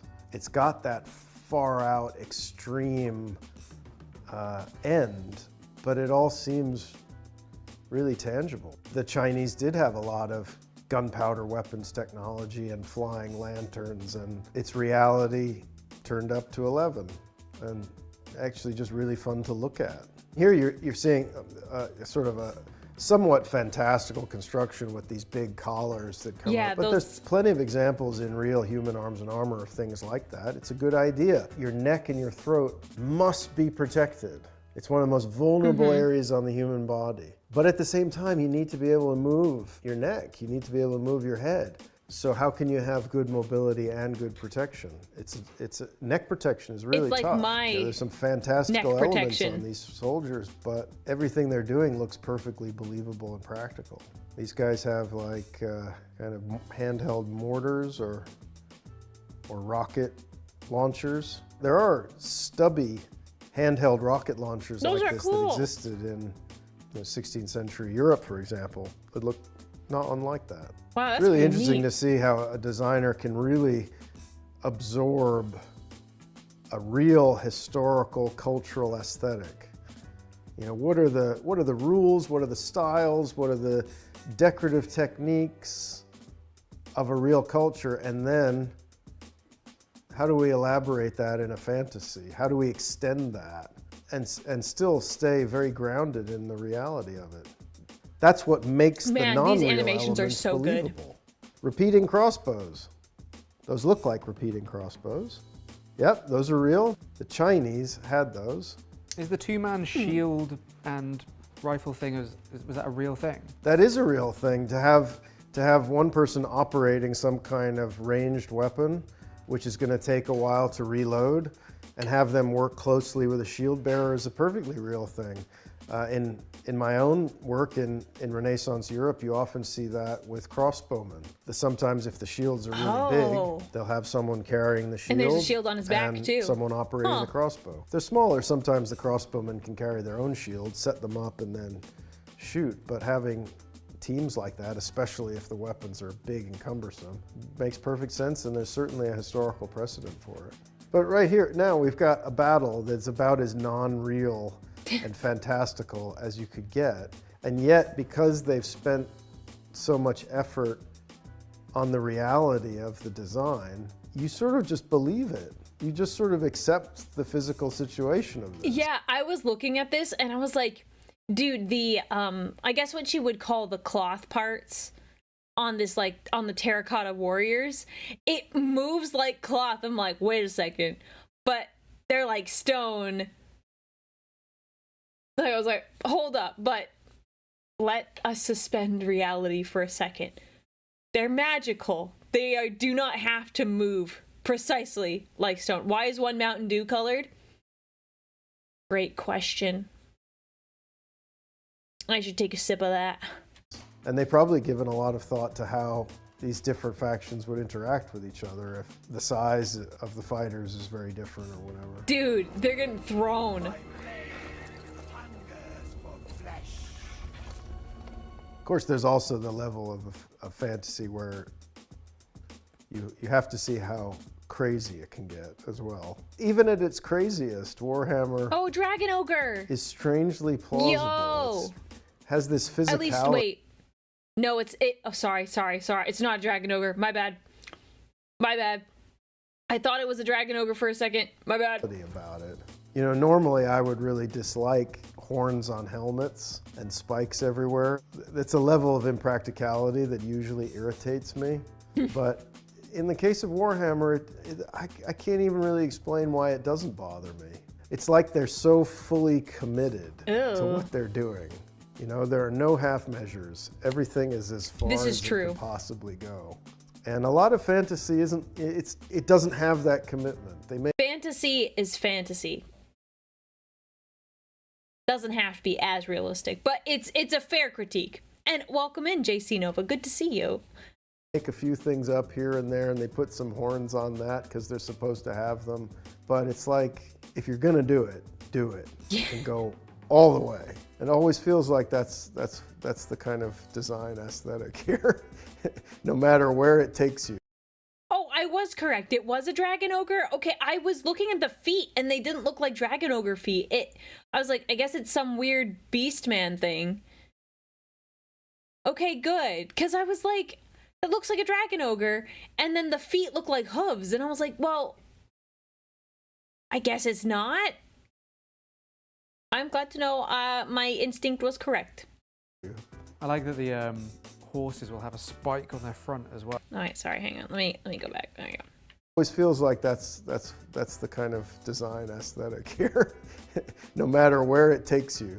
I like that the horses will have a spike on their front as well. Oh, so even sometimes it looks so like Chaos sick. is just adding spikes, but every now and again you're like, that spike actually kind of makes sense. Yeah, That's a and good real spike. horse armor in the 15th and 16th century sometimes, not as much as we might think, but sometimes did have spikes on it. But spiked reins and spiked bridles were actually where you might most reasonably find it. The difficulty is with spikes on horses is that it's as dangerous, if not more dangerous, to the people who are handling those horses. Oh, for sure. Than anyone the horse might encounter on the enemy side. I have encountered some examples in medieval inventories of armor painted red and gold in the 14th century. Oh. It probably didn't look exactly like this, but King Richard II of England had a tournament armor that's mentioned in the accounts of the royal wardrobe. It says it was painted red with gold stars. I like this too because, you know,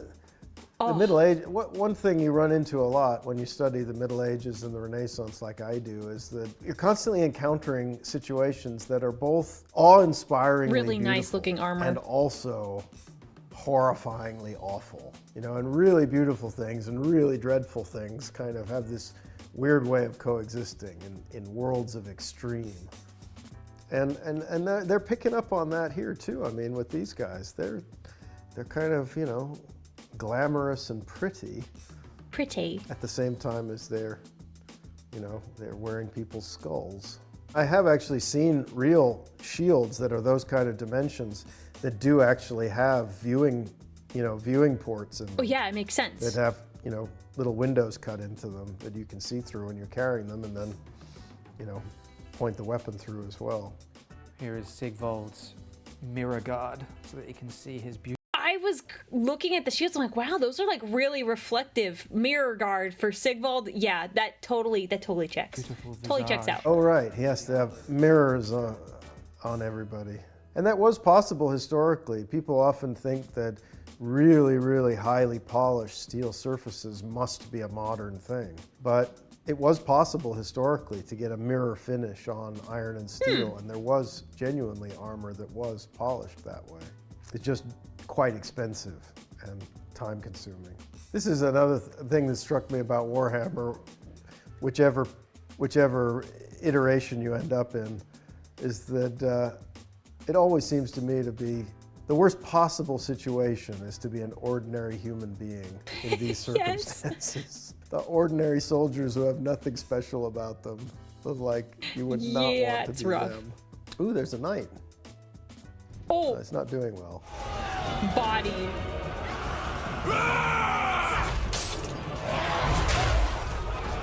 I like this idea of like an individual combat breaking out between knightly champions in the middle of a larger battle. That's something that did genuinely happen. And, you know, high-ranking knights concerned about their reputation and their prowess might try to seek out someone and arrange for there to be He's getting an individual bodied. combat on the battlefield. The Emperor Maximilian killed several French champions personally in his early wars against the French in the 1480s.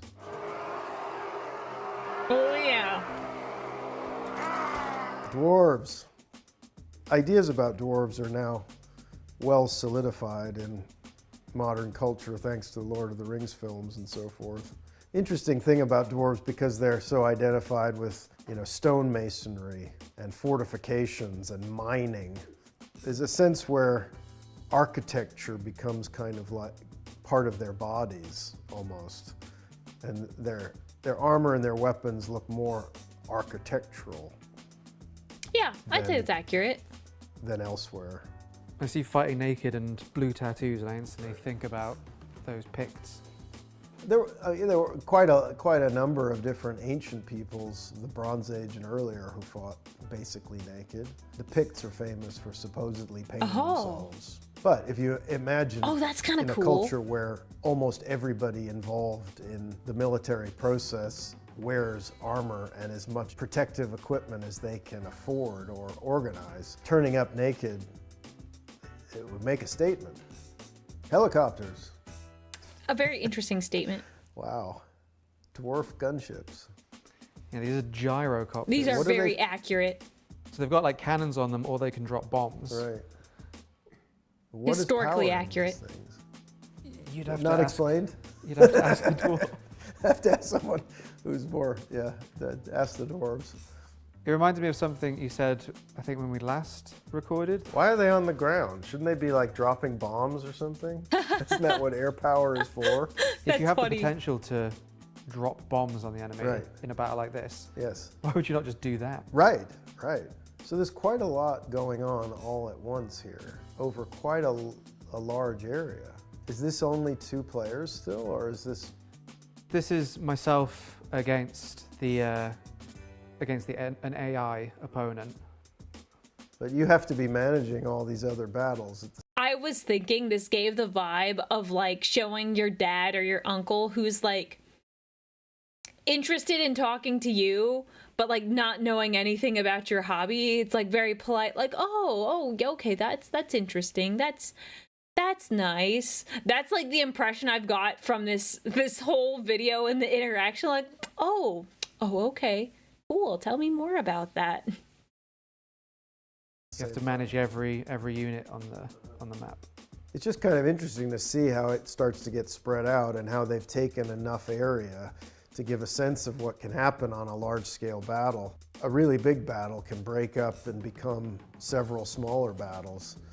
That's often a hard thing to get a sense of from historical accounts, but when you study medieval battles from the archaeology where it's possible, you sometimes find that there's actually a fair amount of space between different parts of the action. The Battle of Bosworth is a famous English version where Richard III was famous for going down in flames with his heavy cavalry. And then in another part of the battlefield, the Duke of Norfolk is fighting the Earl of Oxford. And that, when you read the accounts, it all happens as if it's one battle. But when you look at the archaeology, those two parts of that battle were a kilometer or more apart from each other. And it's really two battles going on separately. Very difficult to manage them together when you don't have radios and drones and things.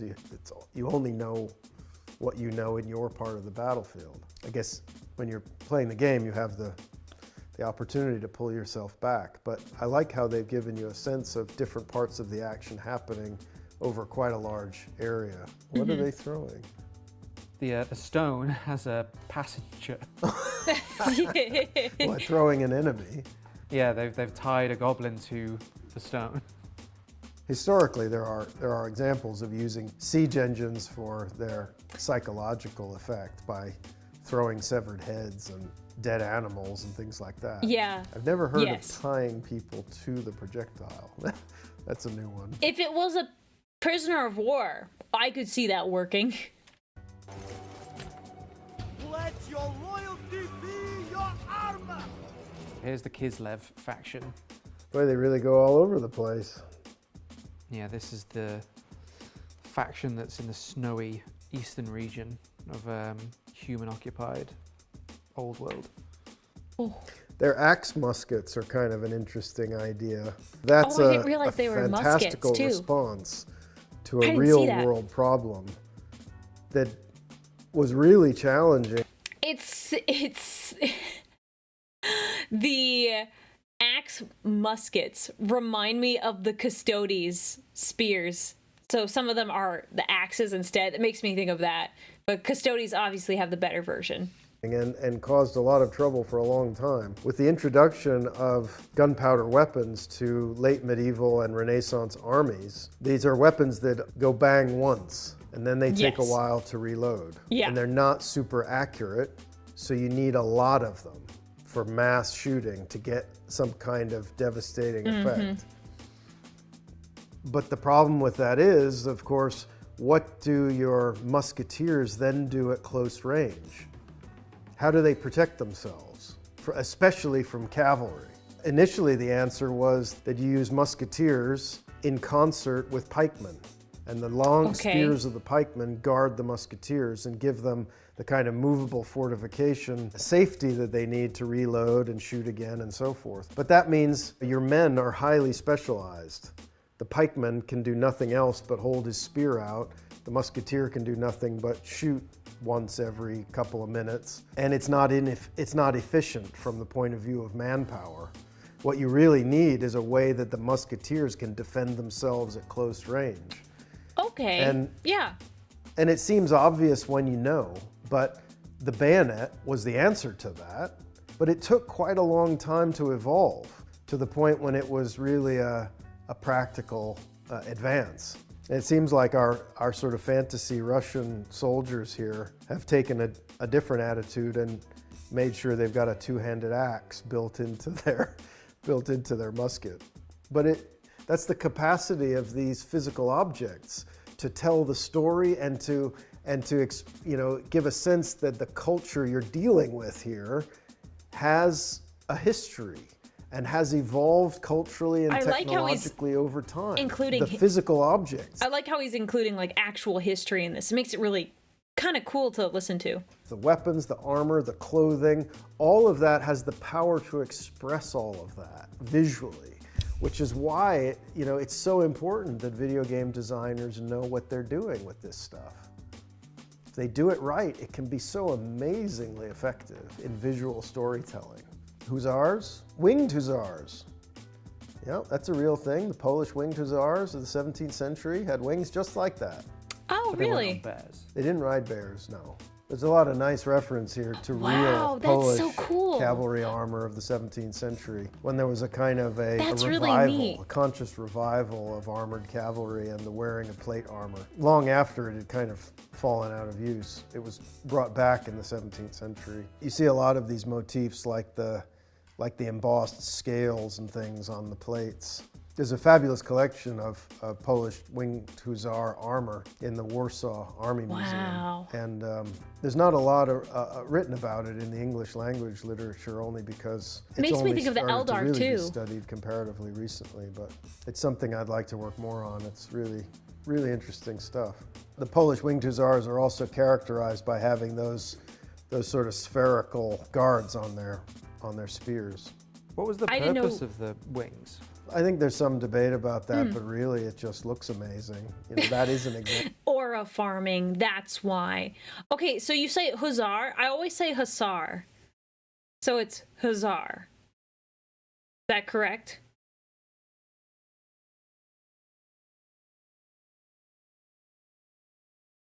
It goes hard. I mean, I won't lie. It looks so cool.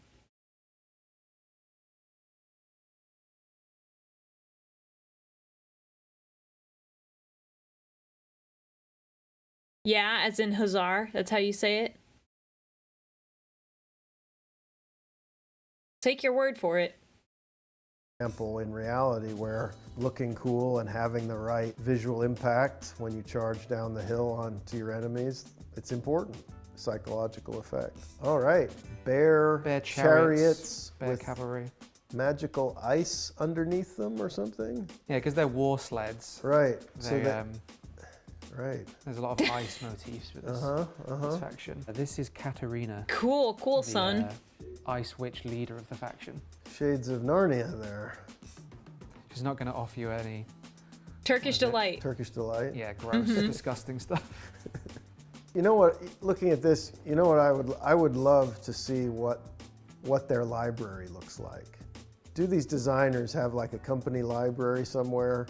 Because if they do, they've probably got quite a lot of the right books. Oh yeah. Rat people.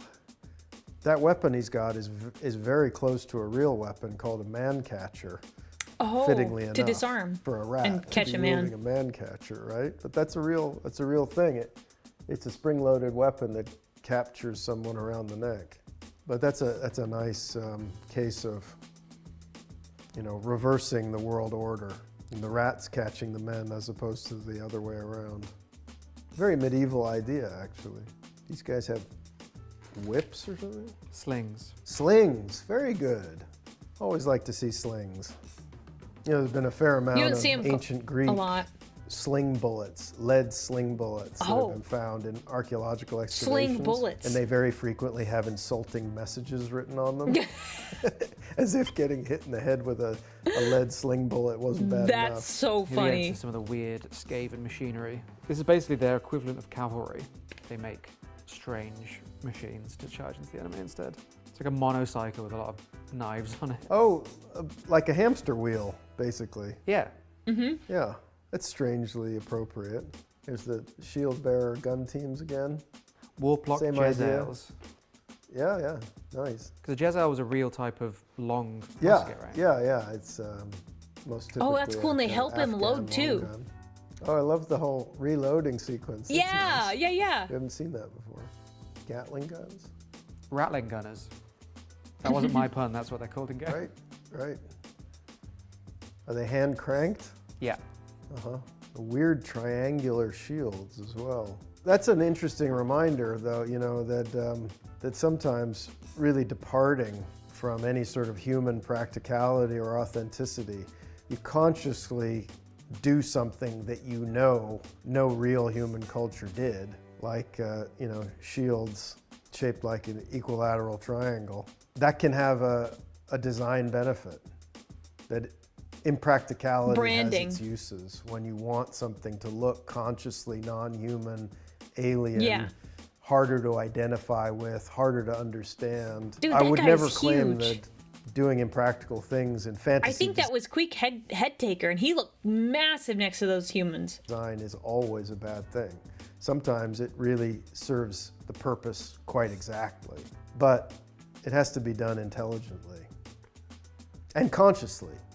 Sometimes you get Ew. impractical things done where they're not Oh, aware ew. that they're impractical. But I think in Warhammer they know exactly Nasty. what they're doing. Ooh. Oh, yes. Oh, I love the armor. These are vampires? Yeah, the vampire counts are a Vampire wholly count. undead faction. Right. The vampires are like the lords and nobles, so they become knights. Mm-hmm. Whereas the standard infantry are just raised dead skeletons and zombies. that Right, have- right. Oh, I see. Vampires are, they retain their independence, whereas the rank and file are under control of the vampires. Lots of very aged metal in this faction. I like the Rather than vampire spend a lot of time armor. Underground. Right, right. And they've all got scythes, is that right? Some of them use scythes, but a lot of them have the Swords, yeah. You guys are pole arms. Fight books, martial arts manuals often refer to scythe fighting. There were techniques for fighting with scythes, though not. Doesn't seem like not it'd on be horseback. super effective. Yeah, because on a they're horse raised for dead, sure, they not still sort of effective. still have the same clothes on they had when they died. But a lot of this is sort of early 16th century German Landsknecht sort of style, which is interesting because the Landsknechts in the early 16th century had this very kind of gruesome fatalistic culture. And a lot of the art that's inspired by them or that grows out of that culture often shows, reanimated corpses and the specter of death seducing a woman and all these kind of motifs. Again, it's very consistent in taking the kind of artistic motifs, the mythology, the belief system, and then just literalizing the whole thing. Whether it's Europe, China, Poland, Oh, the wherever. plague They cart. do that across the board Ooh. very consistently. And it leads in all kinds of unexpected directions. I was just thinking it's kind of fun to see these two fighting where you have a human army that looks very much like a 16th century Renaissance army, but then the supernatural faction is kind of stylistically consistent. It's like that army is made up of the dead of the other side. The living one, yeah. It all has this kind of internal consistency. Bring out your that is- dead. I'm still kind of amazed that they manage to retain that going as far as they do with their ideas, that it all still kind of hangs together and obeys whatever, rules they've set down for it. It seems like it has a really strong kind of conceptual structure. I don't know whether they have a design rule book somewhere or whether they're just, it's just a very consistent vision. This just proves the point that fantasy is not just about making random stuff up off the top of Right. your head. A fantastic amount of work goes into it. In fact, just as much work goes into good fantasy as doing something that's historically authentic. More so in some ways, because you Yeah. first have to establish what the historical authenticity is, and then you have to work out where you're going to go with it. I hate that argument. Yeah, so It's that you're basically taking the baseline of like, okay, what are we basing it off of? So I'm basically saying what he said, but you even go further because like, okay, it's historical, but how do we make it even more interesting? How can we develop it even further? And I think that's a really good point because that in a way requires more work. Like developing what my armor was going to look like took a little bit of time because there were some parts that I did want it to have a very Warhammer feel, but still be a little bit more realistic than what you would normally see for other like VTuber armors and what you like see there. I took a lot of inspiration from a bunch of different things, but still wanted it to look accurate, and it took more time than just being like, let's copy and paste this armor. A lot of stuff to look at. Fantasy, you can do whatever you want, you know, because it's just sort of lazy. You know, It is, I should agree. still be a plausible, consistent internal environment that has some kind of rules and laws and style and culture. And, you know, you should have to put a fair amount of work into coming up with that and not just feel that you have the right to disregard anything, you know? I guess one thing is easy to lose track of when you're being a critic of these things is Yes. the fact that they are also supposed to be fun. But it's nice to see that Yeah. the hard work No and fun good police. design can be fun as well.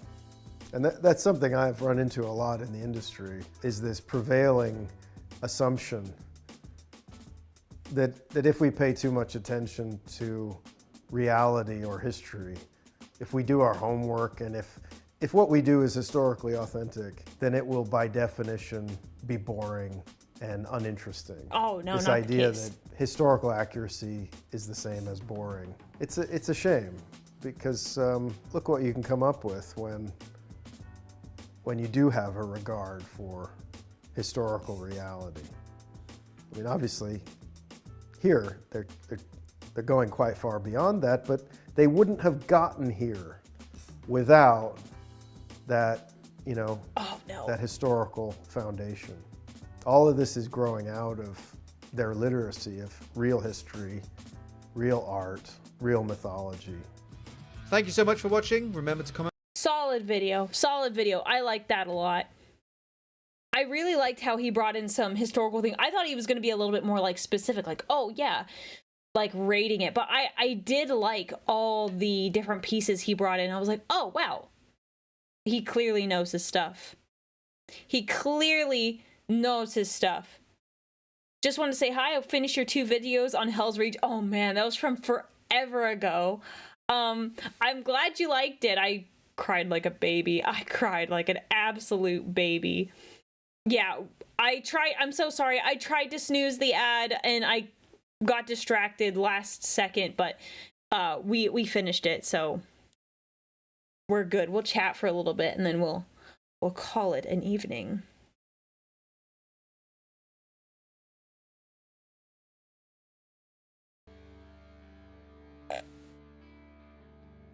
Oh no, boys. Maybe I don't know if I can make a workout happen.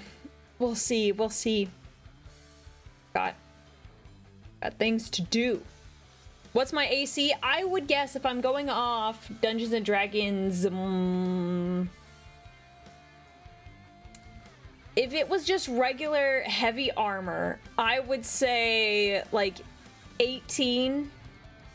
But this is like armor given to me by the Emperor. So naturally, it's going to be like, it's, you know, it's super well made. It's like blessed and stuff. So I would say more accurately, it would be like 22 or 23, I think. 5e. +3 armor. Well, okay, I think it would probably more be like +5. If the Emperor made the armor for you, it's gonna be like extra buffed. So yeah, I would say like 23. That's my answer. That is my answer. Oh, we got a response from Stim. We got a response. What'd she say? Oh, that was like 2 hours ago. She said, OMG, you got me. You got me so bad. I'm crying laughing.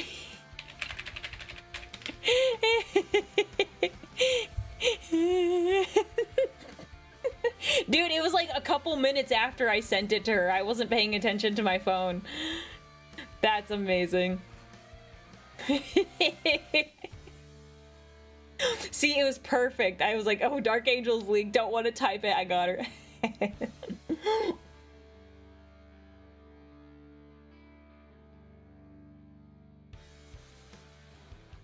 More than willing to mess with someone.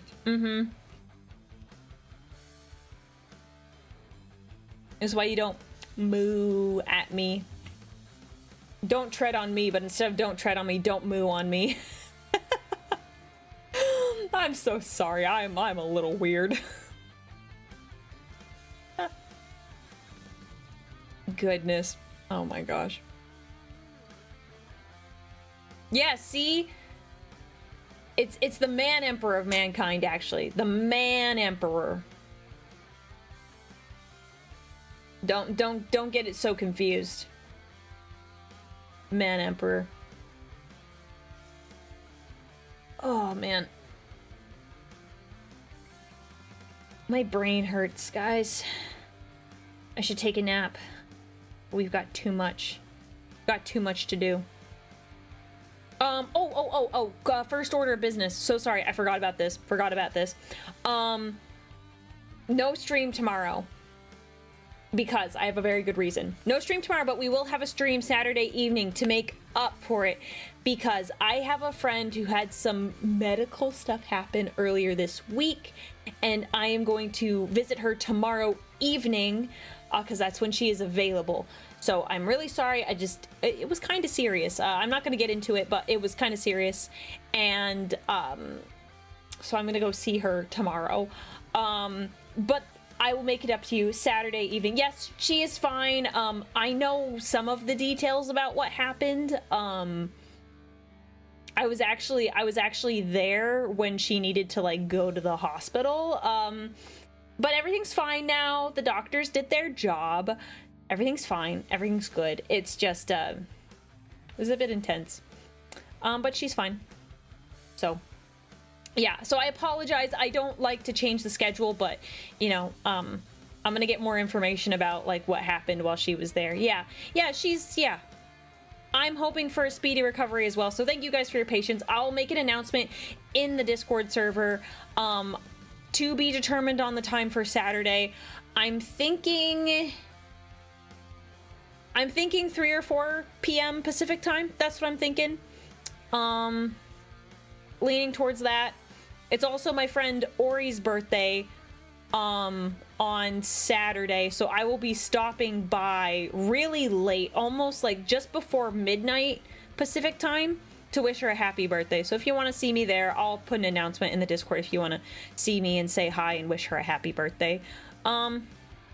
Yeah, all hail the Medicaid. Yes, 100%. It was really serious, guys, but everything's fine. It was super serious.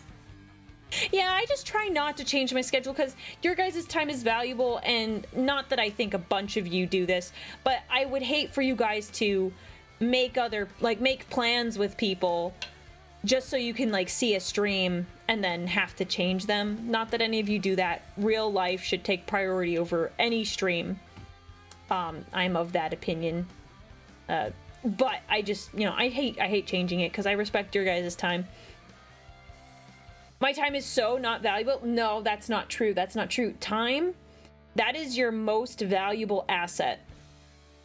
I'm dead serious. Yes, money is important. Yes, there's a lot of other things that are important. Time, you can never get back. So.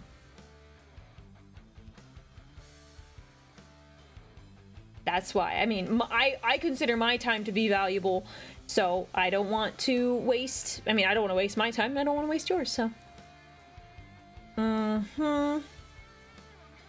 Okay.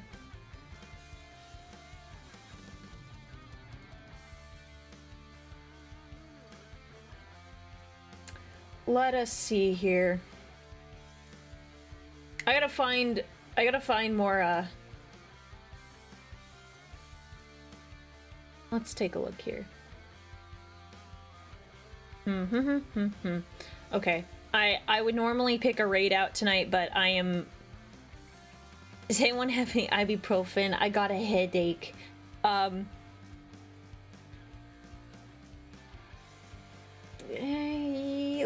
Let's do it.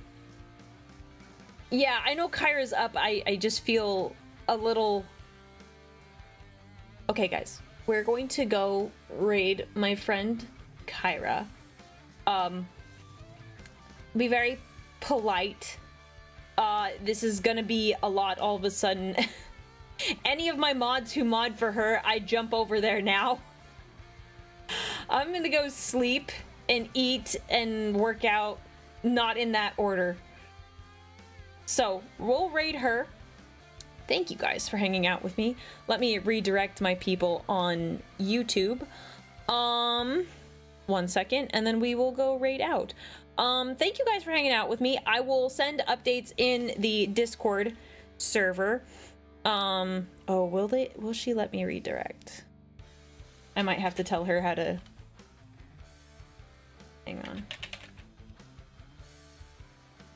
Yeah, I can't redirect her on YouTube. I'm gonna have to tell her how to fix that setting.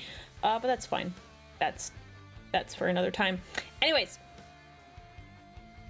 I will actually redo this.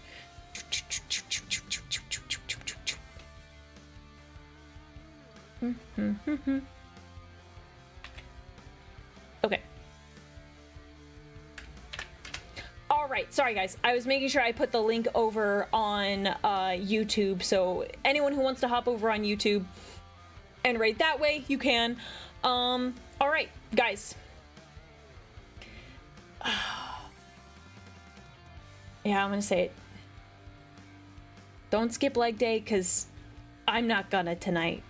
I'm still gonna do leg day, so don't skip it. Okay? Okay, please. Please. Just don't skip it, okay? Because, yeah. Just don't. I will see you guys on Saturday.